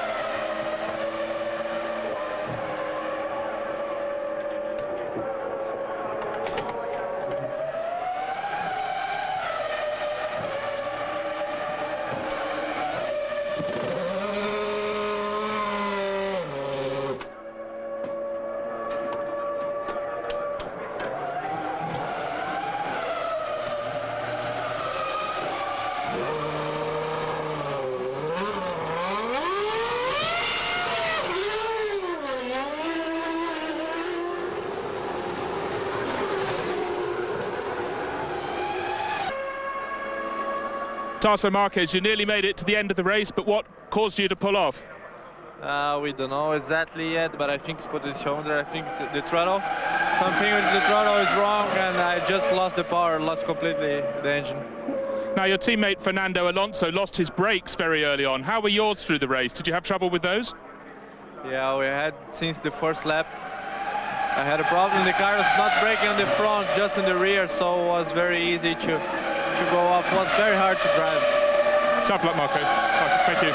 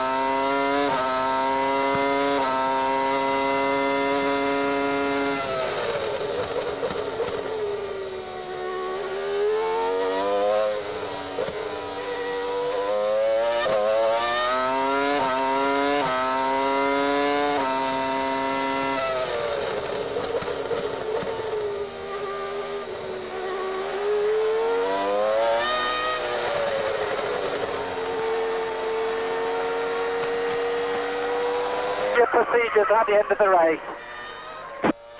Well done, Ralph. Spotless drive. Well done, all in the team. Very good.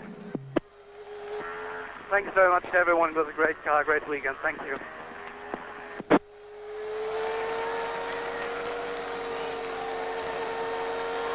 Well done. Well done. But just slow it down, do all the normal procedures.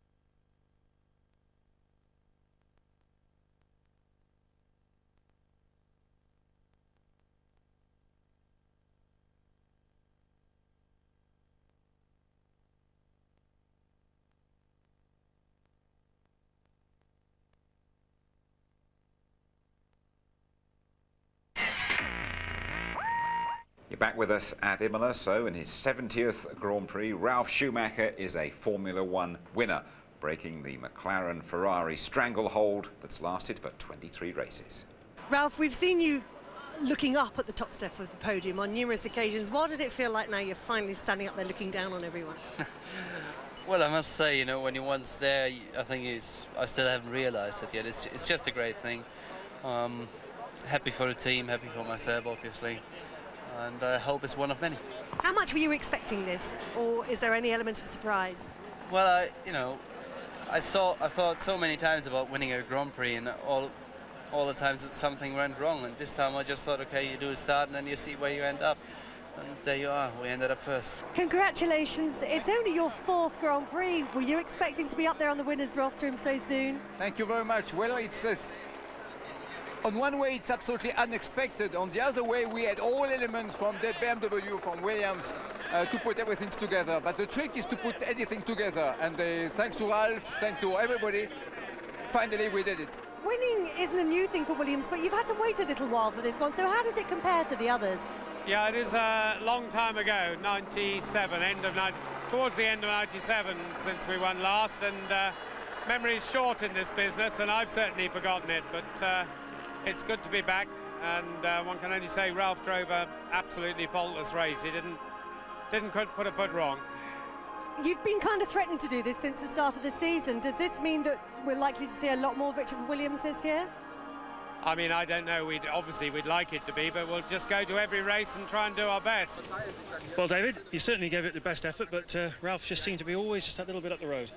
Yeah, I think even if I'd managed to get the jump on the start, looking at when his strategy ran to, still think he was quicker than us today. And hard as that is to accept, we have to accept it and just say that they had the better race package. But nonetheless, I think I've had a good weekend, with the qualifying, and was pretty strong throughout the race, despite Ralph's performance. And obviously it's confused a little bit by the fact that he's in a different tyre to us, so you don't really know how much of that is car and engine and how much of that is tyre. In terms of starting so far back, having all the problems that we had in qualify, not having a fantastic start and still finishing on the podium, I think it was a good finish at the end. I mean, Williams was really a good car today. In terms of times, I think we were really competitive comparing to McLaren, but at the end of the day, we were behind Coulthard in 20 seconds. There was no way to get back. I was attacking in the end a lot, pushing really hard, because maybe they would have a brake problem or something, so I tried to push and to see what happens, but it didn't really work out 100%. And yeah, I mean, the choice what we did with the tires was, I believe, was the correct. It was just the one team with the hard tires, and it's hard to believe just the one team gets right and all the others wrong. Our car didn't look so bad in the beginning. It's just a matter of a balance problem, probably with the tires problem in the middle of the race. So we have to look at the data and see what we can improve for the next races. Well, I just didn't have a good start. On the right-hand side, there was somebody who did a jump start, and I was a little bit confused. And myself, I did a mistake as well afterwards. I lost a couple of places. I was really stuck behind on 11th place, and I tried to waiting for my opportunity to get more and more onto the front with a better pit stop. It worked, but we got a point today, and Jarno another 2 points, so gives us a little bit a couple of points for the championship. Thank you. Thank you. Here's your confirmation of the result of the San Marino Grand Prix. Ralf Schumacher, the winner. David Coulthard in second place. Rubens Barrichello, the leading Ferrari driver. Mika Hakkinen still never won here. And a couple of Jordans, 5th and 6th. Trulli and Frentzen. The Drivers' Championship, 26 apiece for the reigning world champion Michael Schumacher and Britain's David Coulthard. Rubens Barrichello third. Ralf Schumacher moving up into double figures. Then Nick Heidfeld still going well for Sauber. And in 6th place, Heinz-Harald Frentzen. The constructors, Ferrari 10 points clear of McLaren. Williams up to 12 points. Jordan taking closer order with 10. And then Sauber and BAR. Now then, Tony, David Coulthard has never won back-to-back Grand Prix. And straight after the start, his hopes of doing so here went out the window. They did, unfortunately. Just got too much wheel spin off the line. Behind him, Ralph on the formation lap had already really warmed up his times at a lightning start. And look at him going down the inside there. David Coulthard could do nothing about him. As Ralph's gone up onto the white line, truly dives through as Hakkinen tries to defend him, but that doesn't work out. Behind him, Michael Schumacher has the pack all over the back of the Ferrari. He tries to defend his line, but Ralph's already gone. And by this point, you look again, too much wheel spin from David Coulthard. Ralf Schumacher, bit of grass, bit of white line. Look at Jarno Trulli as well. Getting inside Mika Häkkinen. This is the start of Mika Häkkinen's misery as well. He should have been much higher up, but his start was awful. A driving dream, really, for Ralf Schumacher, elder brother Michael, out of it, leading the race, and a beautiful car underneath him. Very stable platform indeed, and the result of all the labours of the people of Williams, Gavin Fisher, the designer, Jeff Willis, the aerodynamicist. You see how stable it was under braking. Absolutely beautiful, and you can see this effortless flow in the driving of Ralf. In the past, he's been quite urgent, he's rushed the car along, and Williams would be the first to tell you that the car has been a bit jagged. A lot of development gone in over the years. Those 3 years in the doldrums, they dropped to 5th place in the constructors at one point. Potentially now we have, you know, a battle between Ralf and Michael Schumacher in the championship to come this year. You surprised how quickly it's happened for that team? No, I'm not, because they got to 3rd last year. Everyone was talking about the BMW engine. Everyone could start to see the development, the resurgence of the Williams team. And I think, as Berger said earlier, they're a winning team. They know how to win. That's very important. So then joy for Ralf Schumacher. Juan Pablo Montoya showed us that great overtaking move a couple of weeks ago in Brazil over Michael Schumacher. Showed us something similar here, and then it all ended sadly for him. The hero of Brazil, undoubtedly very exciting driver to watch, very aggressive after his pit stop here, and Trulli had pit stopped. In front of him, there was Trulli for the 6th place, and through the Tamburello forced his way on the inside. But later, coming in for that 2nd stop, firstly the hose had jammed. He'd already had problems with his clutch. He managed to get it in gear and go around, but he came in a lap later to retire. So bad luck, and a lot of learning for Juan Pablo yet. The place wasn't full this weekend, but the fans, the Tifosi, came to see Michael Schumacher, a world champion in a Ferrari. I got the impression he was never really going to deliver. Mystery deepens, Jim. You know, we don't know what happened in Brazil. We know he radioed in when the car was performing badly and under par. Have you put my tyres on the wrong way round? He has a puncture in the left front. He's limping back to the pits. He's wandering all across the track. He's not thinking about it. He nearly got in the way of the traffic behind him there. They'd chosen the wrong tyres. It's been proved, the wooden ones instead of the softer ones, which the other teams went on. No points for Michael Schumacher. Where's Coulthard? Equal with him, leading the championship. Yeah, but points for Coulthard, and surely he now is the main man in that McLaren team. The Laird of Glencairn. 1 metre of Scottish land was bought for him by his sponsors. No joke, really. Of course, he won't use the title, but he's on a fantastic roll. You know, he's a free man, he's a free spirit. He's thinking differently this year. He started well. He's getting more and more confident as he goes on.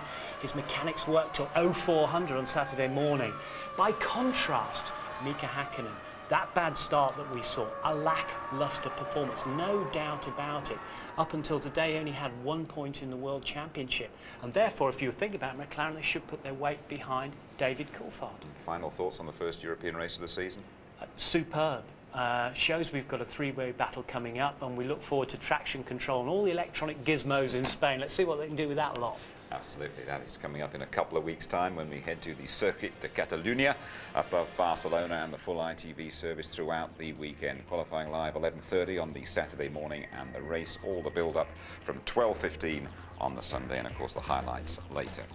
Another 6 points then for David Coulthard, second best to Ralf Schumacher here today, but eyeball to eyeball with elder brother Michael as we head for Spain. Bye-bye.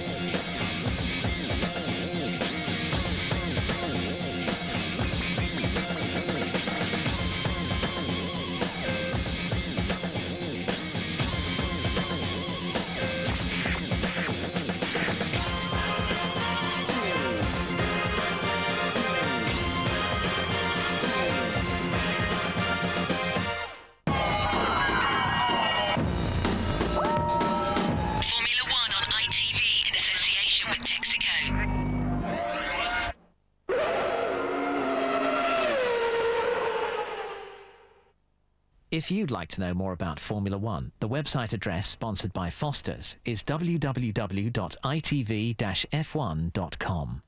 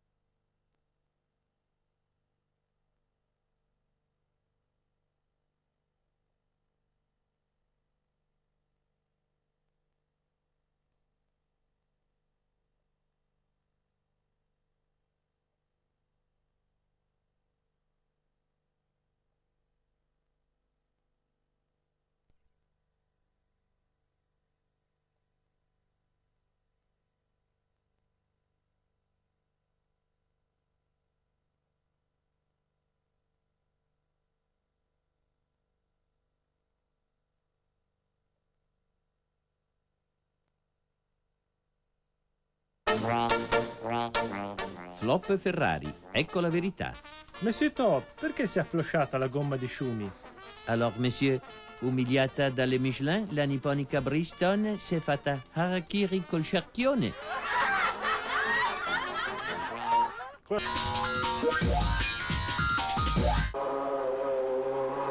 Sfrecciano le monoposto sul circuito di Silverstone, ma i test di prova si svolgono nel silenzio, quello delle dichiarazioni più rigoroso. Saracinesche abbassate per la McLaren durante la messa a punto dei bolidi di Coulthard e Hakkinen. Paraventi bianchi davanti ai box della Williams per evitare sguardi indiscreti. I due piloti dei bolidi argentati sembrano scomparire nel nulla appena si tolgono il casco. Veloci fuori proprio come sul circuito. Il miglior tempo nel secondo giorno di prove è quello del finlandese, 1:22.460, seguito a ruota dal compagno di scuderia con 1:22.768. E fugge alla velocità della luce, anche a piedi, Ralf Schumacher, ancora inebriato dalla vittoria di Imola. Scappa alla presenza delle telecamere, qualche autografo fuori programma e una velocissima dichiarazione sfuggita agli microfoni spenti. Andiamoci piano con i pronostici, dice quasi per scaramanzia. I test sul circuito spagnolo erano andati male, anche se qui a Silverstone siamo migliorati molto, c'è ancora tanto da fare. Si sbilancia appena sulle rivali, ammettendo che la McLaren è al momento la più temibile, ma la rossa saprà recuperare su quelle migliorie dove invece appare essere in ritardo. Il tempo freddo e variabile dell'Inghilterra, sferze di sole, piogge e addirittura una spruzzata di nevischio ha reso difficile le prove delle gomme. La BMW Williams ha lavorato sul controllo della trazione e sull'elettronica, il cui uso sarà liberalizzato proprio nel Grand Prix di Barcellona del 29 aprile, dando vita ad una nuova era.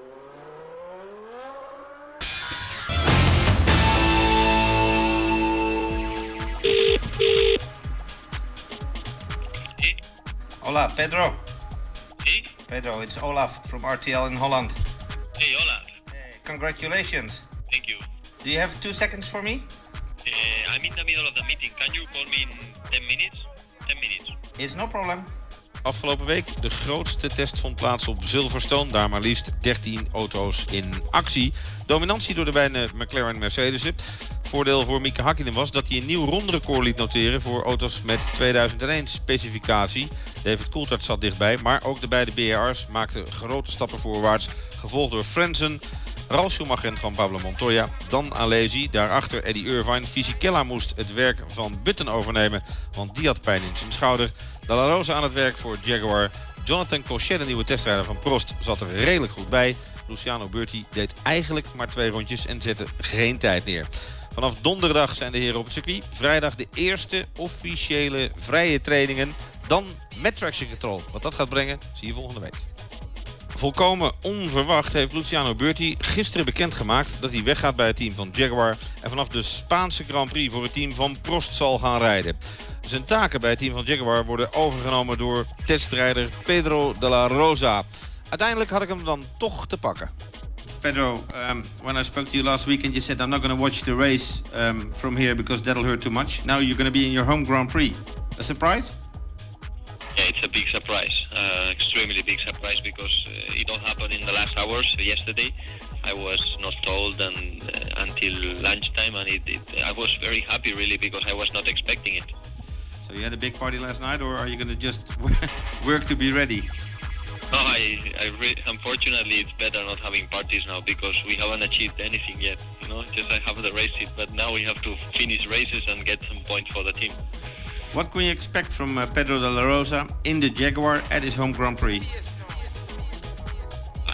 I expect to do a good job for the team. Finish the race would be very good, and if we finish the race, we will be in the top 10 close.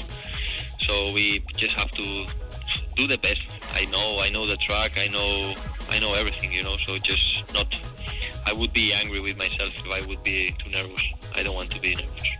Will the return of traction control, will that help the team further up? I think it's been too much talk about traction control, but it's not a big issue. Every team is going to have the same systems, basically, so it's going to be no effect on the grid, and there's not going to be an improvement on the lap times because it's very similar. So basically it's more it's just the same stuff as before. All right, we'll see you on Friday then. See you then. Prost heeft niet alleen een nieuwe rijder in de vorm van Luciano Burti, maar ook een nieuwe testrijder. Zijn naam is Jonathan Cochet. En misschien denkt u, heb ik die naam niet eerder gehoord? Jawel, Jonathan Cochet was vorig jaar de glorieuze overwinnaar tijdens de Masters. Begin augustus het belangrijke Formule 3 evenement wat elk jaar op het circuitpark in Zandvoort gehouden zal worden. Hij heeft inmiddels zijn eerste kilometers gemaakt voor het team tijdens de test in Silverstone.